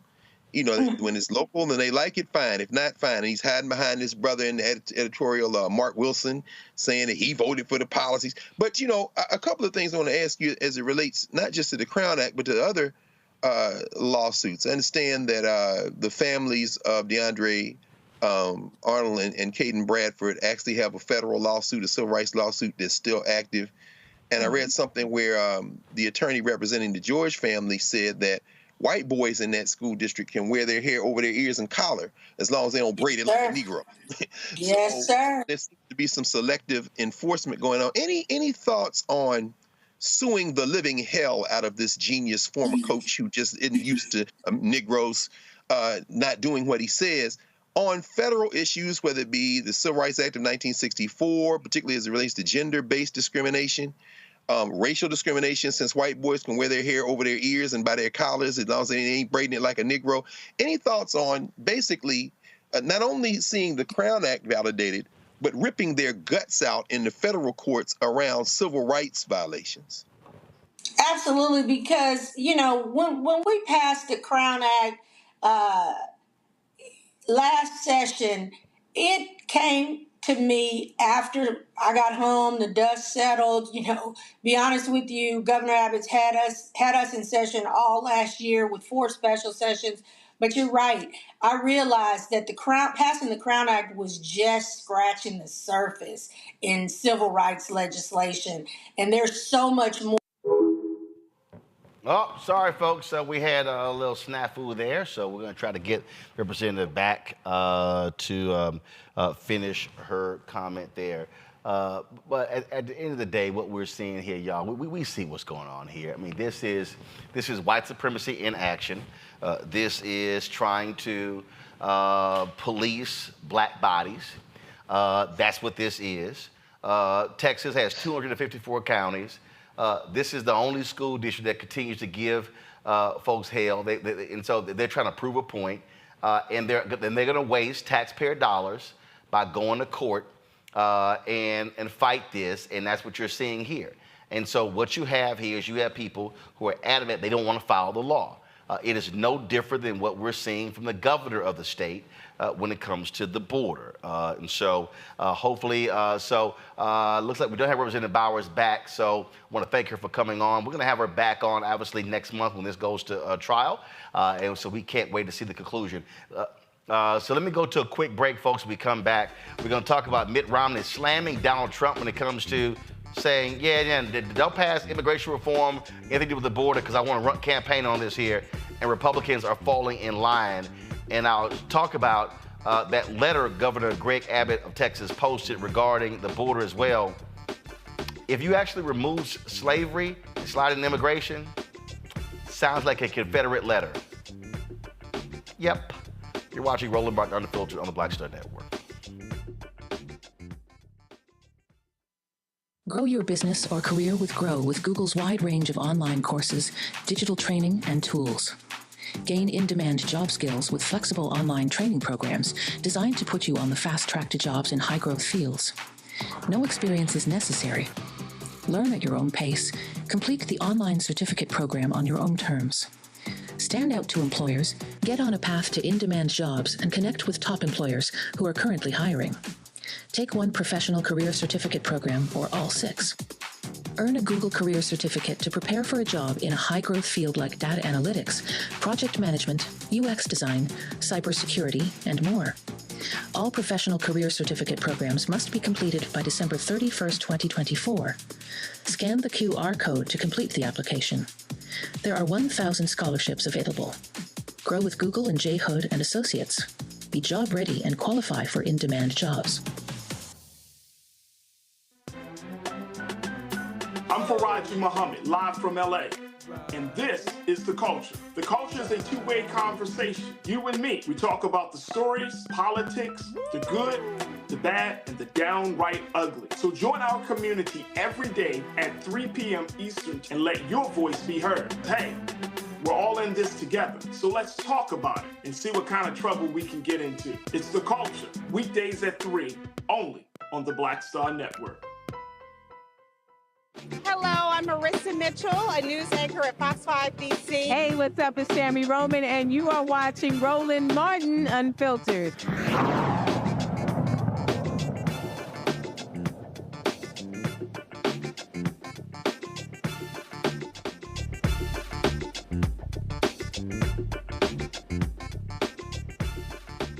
Hey, fam, boy, Republicans talk about being compliant to Donald Trump. So you have an individual in Donald Trump who has told Republicans, don't you dare do a bipartisan deal to deal with the border and immigration reform because he wants to campaign on it. This is Mitt Romney talking to CNN. Do you think this is what he wants, the issue, Donald Trump? This is what he's doing? I think the border is a very important issue for Donald Trump. And the fact that he would communicate to Republican senators and congresspeople that he doesn't want us to solve the border problem because he wants to blame Biden for it is really appalling. But the reality is that we have a crisis at the border. The American people are suffering as a result of what's happening at the border. And someone running for president ought to try and get the problem solved, as opposed to saying, "Hey, save that problem. Don't solve it. Let me take credit for solving it later." See, here's what's going. So he laid out what the deal is. Mitch McConnell has already told his caucus that, we're in a bind because Trump wants to run on this, and so he's impeding the action. Now, I saw a report earlier that said that senators are still meeting. This is where Republicans, Lauren, have to show some guts and say, hey, we were elected to lead. Listen, you're running for president. That ain't got a damn thing to do with our job is. We're going to continue negotiating on this deal. And for those Republicans who don't want to go along with it, guess what? That's on you. But they don't have those guts, Lauren. They will suck up to Donald Trump. And I'm telling you right now, Democrats should be hammering their asses every single day going, where you at? Where you at? We here. What y'all want to do? Where you at? Oh, I'm sorry. Your dear leader told you don't sit down and talk to us. I'll be wearing their asses out every single day. Yeah, well, this GOP is just an endless, bottomless pit of nothing. That's what they are, an endless, bottomless pit of doing nothing, of standing for nothing. And what's really, really amusing to watch is the part where you have certain Republicans complaining about the border crisis, blaming Joe Biden, and now their dear leader is the problem. Of course, he doesn't want to fix anything because, of course, he wants to use it for an election year.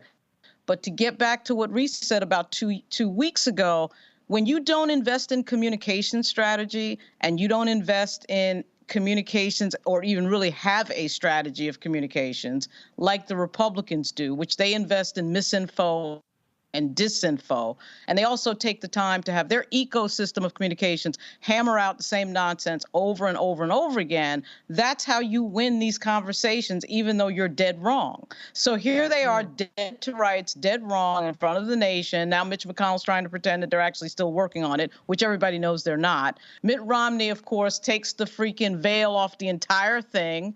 And so they look stupid as they usually look stupid, but you have to have the communications mechanism to expose their stupidity, and the Democrats don't have that. They don't have that. And so watch what happens next. Here they have a golden opportunity to expose the GOP for exactly what they are, which is a party of absolutely nothing that stands for absolutely nothing.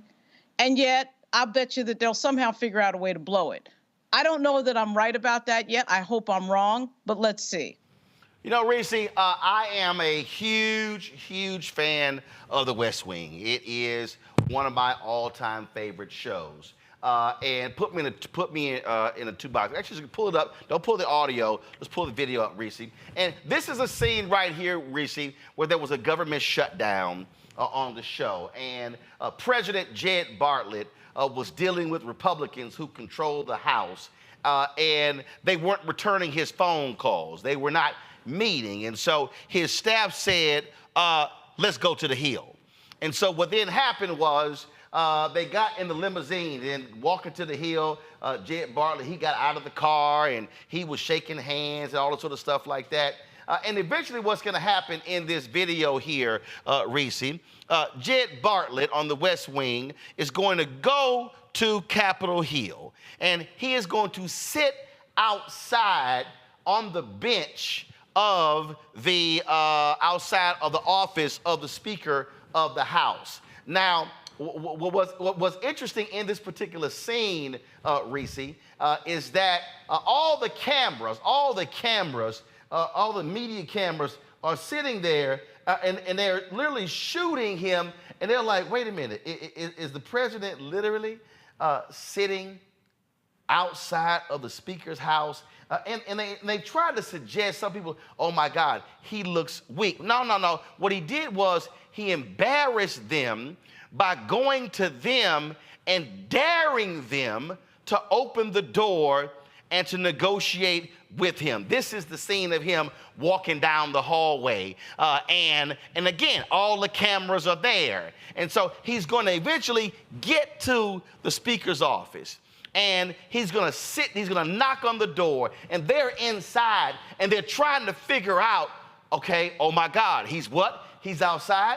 Do we actually answer the door? Do we actually sit down with him and negotiate? What do we do? Well, when they kept playing around, finally Jed Bartlett got up and left and went back to the White House, forcing them to have to come to him to hammer out a deal. Now, I know somebody is watching. Stick with the video. I know somebody is watching, and they're saying, well, Roland, that's television, that's fiction, that's not. No, that's exactly what President Biden should do, or he should send Vice President Kamala Harris and dare them to leave her or him sitting on that bench waiting as they sit inside. Dare them to actually negotiate a deal. Challenge them where they are and say, y'all have been saying, oh, go to the border. You haven't done anything. And guess what? We are here. We are ready. You need to defy Donald Trump. If you say you care about the American people, then why won't you do something about it? To me, that'll make some damn good TV. Well, it's quite theatrical what you just outlined there. And I don't think that Democrats tend to dabble too much in theater in the same way that Republicans do. Republicans understand that you don't let a good crisis go to waste, and they know how to capitalize off of chaos. That's why you have these Republican governors trafficking human beings, migrants across the country, dumping them in places where they don't have the resources, and twisting the arms of Democratic mayors and governors. I think that, as appalling as Eric Adams can be on many things, he at least had enough sense to file a lawsuit, fight back against the bus companies to make it appear as though he's trying to do something to stem the crisis that is being inflicted upon his city because of the Republican governors trafficking migrants to his area. I think the big thing is the immigration issue is a losing issue for Democrats, to the extent that they can win back some people who are disgruntled about what's happening with the immigration crisis. You're going to lose people who are more so pro-immigration or at least pro-humane treatment of migrants. And so that's why they're being very mute and very hands off in terms of the coverage and the messaging around what's happening with immigration. And they have to figure out some sort of sweet spot to not necessarily elevate the issue beyond where it already is with Republicans taking advantage of it, but also seeming like they're doing something. And we talked about this a few weeks ago. I don't know that they are doing much. I mean, I know statistically speaking, border crossings are down. Deportations are up compared to even how many people Trump deported. But those are not the kinds of things that they necessarily want to advertise because they don't want to alienate certain aspects of the Democratic base. So this is a very thorny issue. But one thing Republicans have figured out is they rarely, if ever, get penalized for incompetence, for obstruction, and for not solving things. And Democrats, on the other hand, do get penalized for not fixing the world with the stroke of a pen. Look, here's the deal, Greg. I get all of the hand-wringing, but frankly, I think it's weak. At the end of the day, if I'm the Biden administration, you damn right, I'm going to announce how many people we deported last year, which was an increase from the previous year.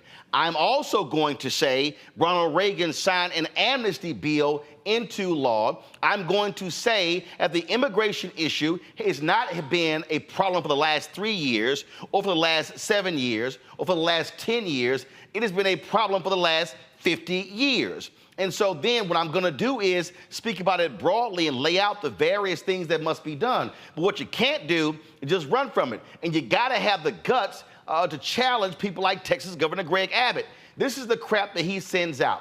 This letter right here saying the federal government has broken the compact between the United States and the states. He's going on and on and on with this BS. Now you've got, 15, 16 Republican governors. I stand with Greg Abbott. You've got Representative Chip Roy saying Governor Abbott continued to defy the Supreme Court. Speaker of the House, Mike Johnson. This is when you are President of the United States. And again, if I could use another movie, American President, when Michael Douglas said, I am the President of the United States. And when you say is no state is going to usurp the Constitution, you are going to follow. And then you begin to say, Greg Abbott, if you want people in your state to follow the law, call yourself law and order, well, then you abide by the exact same laws and the Supreme Court has already decided. You challenge them that way. And then you say, and then I dare say this here, what President Biden should do, he should say, fine, Donald Trump, you want to come back into the Oval Office? I invite you to come down to the U.S. Capitol for the meeting as well. See, you call their bluff. You challenge them. You don't play footsie with them. You swing. You swing hard. Because, yes, if you look at the polling data, Republicans are polling strong on immigration. But guess what? It wasn't fixed when Trump ass was there for 4 years. It wasn't fixed when George W. Bush was there for 8 years. It wasn't fixed when George H.W. Bush was there for 8 years, when Ronald Reagan was there for 8 years. And so you invoke all of them. But you got to be willing to fight, and you can't be wishy-washy on this thing. No, Roland, I don't think that there's an answer really to this because it has been framed. Immigration is a problem, That is the framing. That is a lie. That is incorrect. We, of course, are the largest population of forced immigrants in this country, having been brought here against our will. And everybody but the indigenous people is an immigrant. I won't even get into why you should be calling Mexicans immigrants. First of all, I was just reading the Washington Post story last night about the BS about the Alamo, and all them white folks who came to Texas when Mexico was running were actually immigrants. Absolutely. In fact, as your friend Gerald Horne, as you have talked with him, and I have as well here on this network with the counter-revolution of 1836. These are cold-blooded white nationalists. And as far as I'm concerned, and Jim Bowie had enslaved Africans in the Alamo Fort. And if we knew our history, we'd be cheering for the Mexicans. But of course, this is where the problem comes up. You're talking about white nationalists. The Democrats are soft white nationalists, and the Republicans are the hardcore white nationalists. And in this case, as always with foreign policy, it is nativism that is driving this. Now, if there is a United States of America in 100 years, it's going to be very different than the one that is here today. And we're going to look back on this moment as perhaps the death knell of white nationalism in this specific regard. Federalism, protecting white nationalists, worked in the Civil War. It worked in the so-called civil rights movement. But this has never gone away. There is no immigration policy in the federal Constitution. The Immigration and Nationalization Act of 1965, following an earlier iteration in the 1920s, is when they got worried about immigration because it began to be less white. And the Italians and Jews. Boom! Sustained. Exactly. But sustained. But 100 years from now, when white people might be the largest minority group in a majority, quote unquote, minority country, this is going to be a very different conversation. Now, how does that speak to today? Joe Biden can't take the position that immigration is good for the economy. Now, we just saw today, numbers released, the economy is booming, GDP is up. Now, that doesn't hit everybody's pocketbooks in the same way because a majority of these fools trust Donald Trump to handle the economy better than Joe Biden. So we know this isn't about information. A third of the voters in the Iowa caucus has said their number one issue is immigration. I didn't know that was an issue in Iowa. It's not. What is at issue is white supremacy and nationalism here, nativism. So what the Democrats can do, however, to the point that you're raising, is take off the gloves and fight within the context of an unwinnable argument about immigration, because immigration is not an issue. But we have to set that aside because we're not talking about rational actors now. We're talking about nationalists and people who don't pay attention. What he can do is federalize the Texas National Guard. What he can do, like Congressman Castro and them are saying, look, man, stop playing with this shovel-mouthed bastard governor who is trying to spark a civil war. Stop playing with people like this hillbilly J.D. Vance in Ohio who is saying, don't send this bipartisan legislation to the House because MAGA Mike Johnson has already said that onward Christian soldier is going to die and they're going to blame MAGA. He has to push back against someone like Tom Tillis in North Carolina, who's up for election in a couple of years as that state continues to change demographically, who is like, this isn't weak legislation. Y'all just scared of Donald Trump. Nobody will say anything. You just got to seize the moment and push back. Finally, this is an election year, as we know. The mummy is going to lose Michigan behind this Israel-Palestine business. That is a terrifying thing. It should be terrifying. You can't square foreign policy with the white nationalists because this country exports white nationalism, meaning their foreign policy on that issue, they're both the same. This is why the mummy McConnell wants to pass the Ukraine package and knows that this immigration thing is a problem. But what we have in this country is a dying white nationalism, and the Republican Party has bet everything on staying in power a little while longer by clinging to it. And Joe Biden has to make a choice. Either you're going to come up out of that soft white nationalism and attack them, or you're going to continue to whistle past the graveyard, lose, and you know who's going to get stuck with the bill for that? The people who watch this show, not the mummy Joe Biden. He's going to be in Delaware. We the ones going to have to face the naked face of white nationalism in this country if Trump gets back in office. People need to understand what is truly at play, and absolutely. And for all the people who are watching, this is why I keep trying to explain to y'all why you got to stop spending so much of your time on the gossip blogs and all the other BS. Because what is happening right now, y'all, we actually saw this in the last 15 years. You know where we saw it? Europe. Guess what's been going on in Europe? That's right. I need everybody to understand what I'm talking about. In the last 15 years in Europe, guess what happened? The Germans, the Italians, the French, the British, all them white folks stopped doing the same thing white folks in America stopped doing. Procreating. They stopped having babies. If you go right now to Google and look up what's the average age of Italy, Ireland, Germany, France, England, increasing. What's their concern? We ain't gonna have no people. Now, some of these FBA B1 dumbasses, Roland Martin said here, he said we need immigration. We need these people. Let me say it again. Okay, you know what? Since some of y'all don't understand, the report came out today talking about the economy grew at a 3.3% annual pace. It's called gross domestic product. It's called GDP. Let me explain something to y'all. Your GDP can't grow if your population is falling. Okay, let me say it again. Your GDP cannot grow if your population is falling. Why have they been having economic anxiety, economic calamities?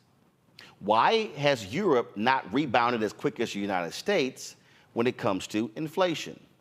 It's because all of those folks in Europe are trying to hold on to whiteness, and guess what? They're dying. That's why they have been fighting in Germany, in Italy, in France, in Britain, African immigration, black people, brown people. Oh my God, y'all didn't see all the stories? I did. In the last 10, 15 years, too many of them coming. We're losing our way. Y'all stop having babies. Italy, Ireland, Germany, France, London won't exist in 30 years if their population keeps falling. Okay? I'm gonna throw one more on here, because see, I know some of y'all are sitting here, so y'all trying to look at me like I look at Dr. King. Why you focus on this foreign stuff? Why don't you stick to that little black stuff, civil rights? Y'all ever heard of a country called China? Anybody remember watching 60 Minutes in the 80s when they did a story on China's one-child policy? Greg, Reese, Lauren, y'all might remember that. Yes. One child policy, y'all. Absolutely. China was like, hey, we got too many people. So you know what China did, y'all? China said no family could have more than one kid. That's right. Now, everybody talking about how smart China is. No, China was dumb. Because China didn't do no math. Nope. What China didn't realize is if you limit one family to one child, when people start dying, you need a population to replace the people who have passed on in order to continue to do all of the jobs in a functioning economy. Guess what happened? China went, oh shit, the hell are we thinking? So you know what they did? Shit. Okay, 2 child. Now they just changed it. 3 child. Next up, they're gonna be saying, hey, I need y'all to have 5 kids. That's right, and it's too late. Too late, y'all. It's too late. Because guess what? All of the people who were living in rural China, manufacturing in the farms, yes, they don't exist. They moving to the city. China is having economic upheaval because they ain't got enough people. That's right. So what white Americans are doing, that's why I wrote this book, White Fear, because I lay it all out in here. We're losing our way. Y'all, the numbers simply do not lie. That's right. You're not going to have a great America and an economy 30 years from now unless you have people That's right. in the jobs, trained, educated, and now positioned to have children in order for the next 30 years. See, some of y'all just thinking about the next 6 months to a year. And I get these black people, man, they coming over here, they taking our jobs. Wrong. Listen to me, black people. These white supremacists got you using the same language. That's right. Using the same language as them. And I already know. I know all you FBA B1 dumbasses gonna run your mouth, do your video. See, there you go, he an anchor, baby.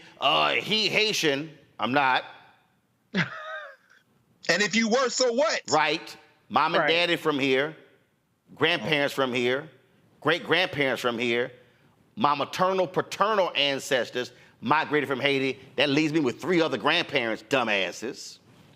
But, oh, and by the way, for all you dumbass FBA and B1 people, black immigrants account for 10% of the U.S. population. And so when we're talking about congressional seats and we're talking about apportionment, when we're talking about census dollars and stuff along those lines, guess what? Those black immigrants are included. So you're going to want that 10%. Because, see, you're going to want the number of folks who are black immigrants who are in Minnesota.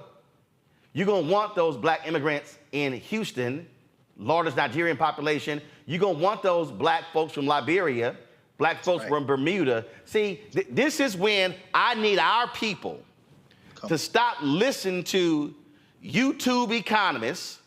Come on. TikTok anthropologists and Instagram political scientists to understand the larger picture what we're dealing with here. You have to create a functioning system where you're processing people properly and then where they're also going. Because the last point I make here is this here. For all y'all people who are sitting here, who are freaking out, guess what? Black and brown immigrants is what has changed the population shift and the electoral shift in places like Arizona, New Mexico, Georgia. That's right. See, this is the problem, Reese, that we got too many people listening to dumb folk on social media who are not fully understanding of what's going on here. And while these same people are yelling and screaming about migrants coming in, they don't even have remotely the same energy when it comes to advocating for public policy for the existing people that directly impacts us. They spend more energy trying to fight them versus, hold up, wait a minute, hold up. Let's make sure these folks are elected, then let's make sure these dollars are apportioned, because I'm going to say it again. Right. Congressman Bobby Scott was sitting here shoveling money to HBCUs when the Democrats control the House. And guess what? That money was, so guess what? All these HBCUs, Tennessee State, Howard, Morehouse, Spelman, Texas Southern, Florida A&M, we're seeing massive increases. Now we got to build more dormitories. What's that called? Black construction. Oh, now we got to acquire the land. What's that called? Black real estate people. Oh my goodness, we now got to have more goods and services. What's that called? Black stores. But again, though, the simple Simons out there don't quite understand the notion of building a black economy and a black infrastructure because they so caught up sounding like white supremacists saying, oh, here come those other people. Another round, Reese, Lauren, then Greg. Yeah, and I want to caution Black people in particular who do find some sort of sympathy or community in the notion that immigration is a problem. I don't mean immigration is a problem in the strictest sense. I mean trafficking people and dumping them off with no resources is a problem. That's the crisis that we're talking about here, not just the fact that people are coming to this country. But I don't know that. But what I do want to say is look at what we've covered in this show with the Crown Act. When you have white nationalists empowered to disregard state law, which is what we saw with the superintendent doing with the Crown Act, when you have white nationalists like Greg Abbott and the 15 other governors that said, I stand with Texas, willing to disregard the Republican, extremist, radical, right-wing Supreme Court because they got one ruling that didn't go their way, what do you think that means for us as Black people?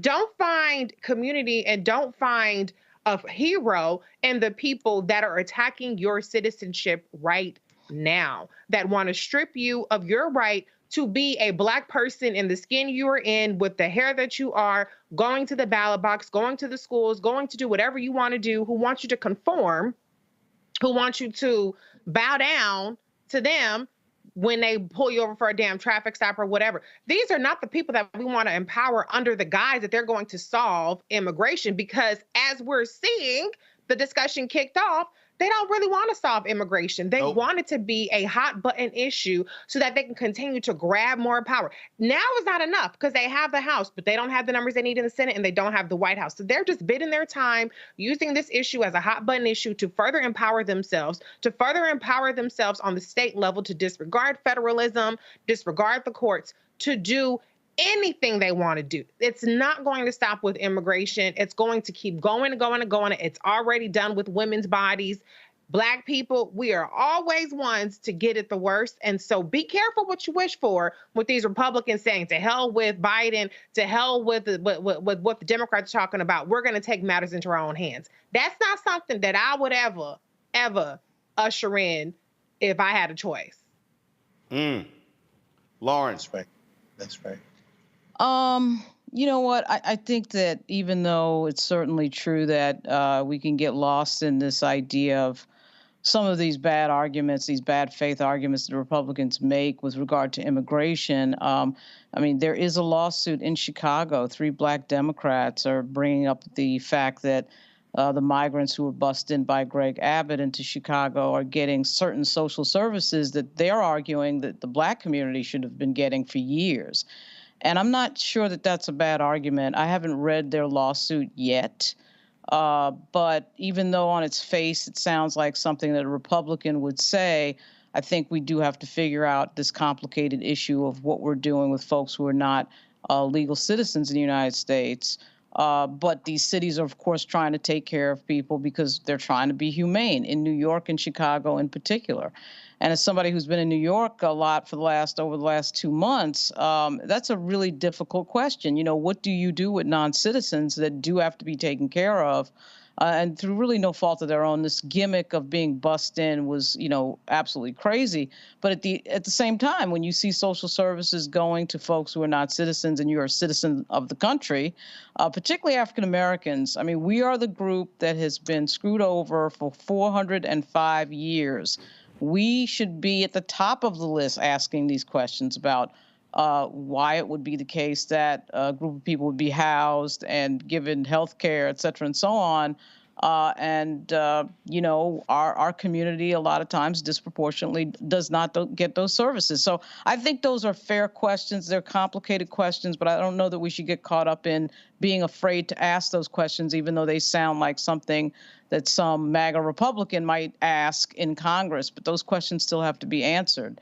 You know, I do think that there's a lot to unpack on a lot of the social questions we have. And what complicates that is when you have, you know, bad faith actors, and obviously Donald Trump involved is incredibly unhelpful. But at the same time, there's some things there that need to be dealt with. Greg? I agree with Lauren. I think what we have is the unfinished business of changing the fundamental structure of this criminal enterprise called the United States of America, this settler state. And people hear me say that and they say, why would you say everybody calm down? The chance to do that was the Civil War and Reconstruction, the Reconstruction Amendments, 13th, 14th, and 15th Amendment. And I won't go into this in detail today. We've talked about this a long time, many times. Everybody has talked about this in one way or the other.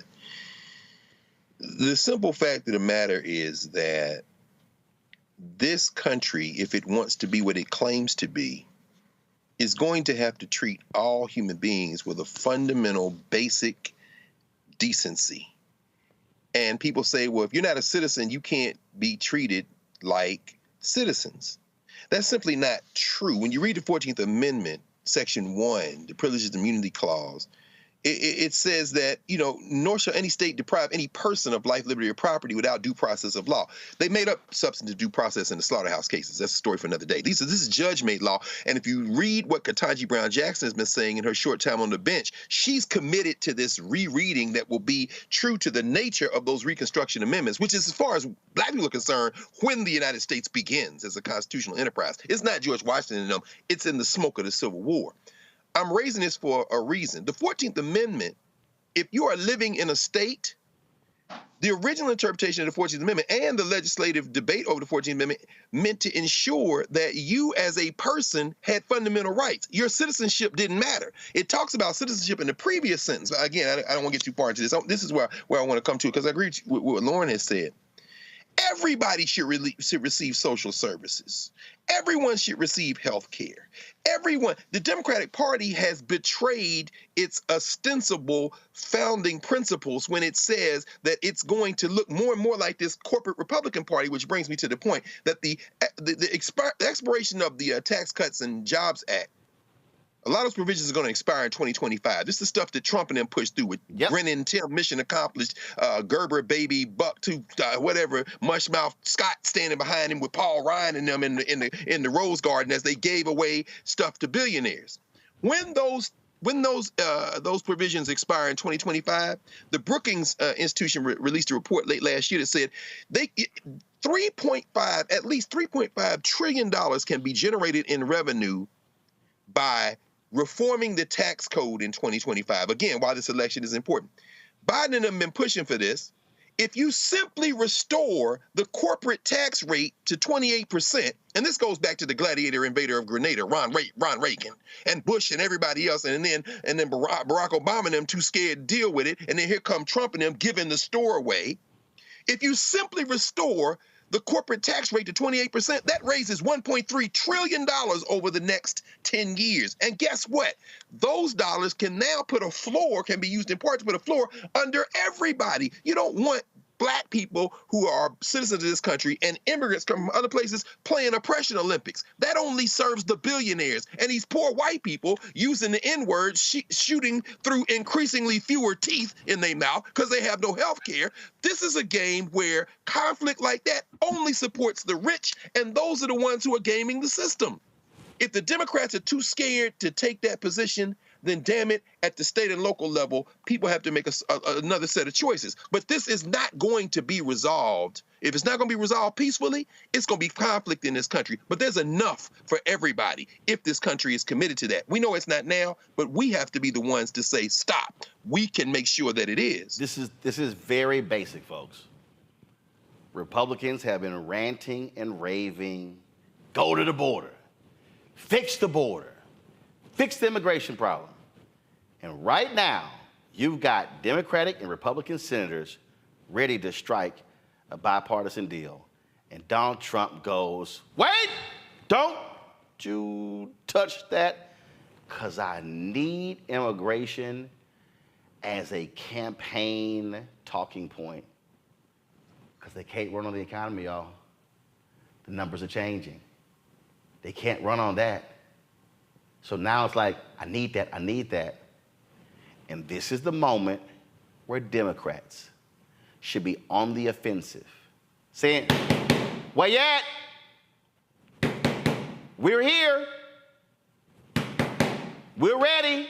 In fact, I will say it, Congressman Hakeem Jeffries, I say Senator Chuck Schumer, Go to the border, have a news conference, and say, where you at? See, again, they have been punking Democrats. Yeah, Vice President Kamala Harris, you're supposed to be the border czar. What you doing? Where you at? Remember all the funk they made about how she answered the question to Lester Holt about going to the border? This is when you go on the offensive and you say, oh, y'all don't care about the American people. Y'all don't care about this issue. Y'all some crass politicians because your dear leader, the orange orangutan, has told you, don't you dare fix this problem because I need it for the next 8 months. Hit them. Forget that Michelle Obama crap. When they go low, we go high. Nah. They punch you in the chest, you punch them in the stomach. They punch you in the stomach, you punch their ass in their thighs. They hit you in the thighs, you punch their ass in the shins. They hit you in the shins, you knock out their damn ankles. They hit your ankles, hit the bottom of their feet. This is where Democrats have to be absolutely aggressive, completely aggressive, and say, you want to swing? Let's swing. Y'all a bunch of hot air. Y'all are all talk. You ain't trying to fix jack. And then you can say, just like your boys had infrastructure week for 4 damn years. I need see again, all y'all who are at home listening on the podcast, video, audio, listen what I'm about to say. Biden Harris goes, 4 years. All y'all had was infrastructure week. Y'all were all talk. We passed the bill. Y'all were all talk about reducing inflation. We passed the Inflation Reduction Act. Trump, you didn't sit here and fund HBCUs. We dropped $6.5 billion to HBCUs. You were excited about $250 million. They can walk their asses down on issue after issue after issue, but you can't be afraid to swing. And then if I'm Biden, I'm like, you focus on my age, I'm focusing on getting stuff done. They should be hammering every single day. They should be sending out administration officials, not campaign officials, administration officials. Democratic leaders in the House, Democratic leaders in the Senate, Democratic governors, Democratic mayors should be saying, you sorry, do-nothing Republicans, all you're doing is kissing the ass of Trump and not fixing the problem. Who do you work for, the American people, or do you work for that orange one indicted 4 times on the 91 counts? Yeah, that's how I would respond. I would be hitting every Sunday show this weekend, every show on Saturday. But you also got to have a coordinated attack. And let's see if y'all up to it. Because we already know what they're going to do. They've already made it clear what they're going to do. That's right. They want to run on the issue. You say, we came here to get stuff done and to fix stuff, not to kiss Donald Trump's behind. We shall see what they do. Lauren, Greg, Reese, I appreciate it. Thank you so very much for being with us on the show today. Thank you so very much. Folks, that is it for us. Be sure, I'll be broadcasting tomorrow from Toledo, Ohio, because on Saturday, I'm going to be speaking at a conference there. I'm on there Saturday morning, so I got to fly in tomorrow. And so if you're in Toledo, I'm going to be at the University of Toledo on Saturday for a moderated conversation with regards to their conference there. It's the annual Toledo Excel Conference for Aspiring Minority Youth, the 40th annual conference. And so look forward to that. Again, moderated conversation between myself and Black Thought, followed by an audience Q&A. So looking forward to that, folks. Don't forget, support us in what we do, y'all. Y'all know how I roll. I'm not sitting here spending my time on no silly little stuff. If y'all saw my Louis Gossett interview, we were discussing real stuff, substantive stuff. I just don't have any patience, any tolerance for the gossip and things along those lines. And so that ain't what we do. So if it means that we don't have the same number of views as other folks, then so be it. But we're going to keep talking the real stuff that matters to our people, the information that you need, that can feed you, enlighten you, educate you, and not just entertain you. So support us in what we do. Join our Bring the Funk fan club. Again, we want you to support us. I'm telling y'all, and I'm not lying, y'all. Okay, I was at the TV One, I was at the Urban One Honors on Saturday, ran into a couple of agency people, and I'm like, y'all ain't gave us a dime. I said, nothing. We've been meeting with y'all for 3 years, and nothing has transpired. Those two agencies I ran into, y'all, those two agencies represent $100 billion of the $340 billion spent every year by advertising. And I told them, y'all ain't giving us a damn dime. So when I say we're fighting that good fight, we absolutely are. So your support is absolutely critical. I just can't tell you, because none of this stuff is free. None of this stuff is free. Last week, some of you rightfully were complaining, and I agree, when our feed got cut off. So we had to get a whole new streaming server because the Clearcaster, they stopped servicing that, so we had to go get the Teradek services. Y'all, that was, what was the number? $18,000, $20,000?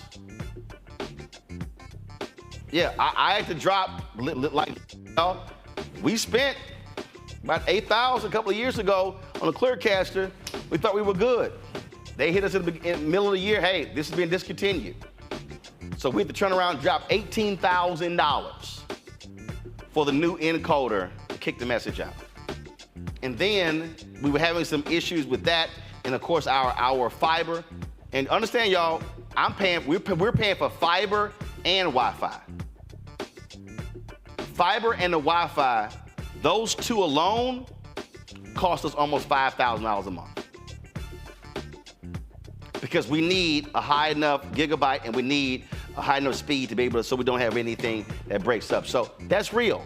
Those are real, absolute dollars. And that doesn't even include staff, being able to rent the facility, all those different things like that. We ain't broadcasting from the basement, from somebody's mama's kitchen table. We're doing real stuff, real production. Not only are we on YouTube, we also have our Black Star Network app. We also have 4 fast channels. We're sending our signal out. We created our 24-hour streaming channel. So we're building something. And in this election year, what we cannot do is have outlets that are talking to crazy folk like Vivek Ramaswamy and not talking about our issues. I don't care about people like that. Our stuff matters, and we gotta have a place that we own and control where we don't ask permission to talk about the things that matter to black people. So send your check and money order, P.O. Box 57196, Washington, D.C. 20037-0196. Cash App, $RM Unfiltered. PayPal, R Martin Unfiltered. Venmo is RM Unfiltered. Zelle, Roland at RolandSMartin.com, Roland at RolandMartinUnfiltered.com. Of course, you can download the Black Star Network app, Apple phone, Android phone, Apple TV, Android TV, Roku, Amazon Fire TV, Xbox One, Samsung Smart TV. As I said, you can check out our 24-hour streaming channel. We're available on Amazon News. Go to Amazon Fire. You can pull it up right there on News. You can tell Alexa to play news from the Black Star Network.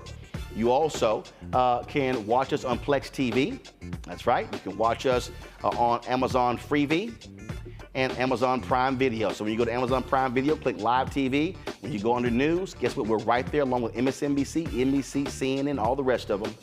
I want to thank Lois Beasley, Shalina Rogers, Jennifer Jones, Willow Howard Rogers, Kenrick Burke, Leslie Harrell, Alan Evans, Shanette Richardson, Sean Houston. All of them gave during the show today. Tanya Williams, I appreciate that.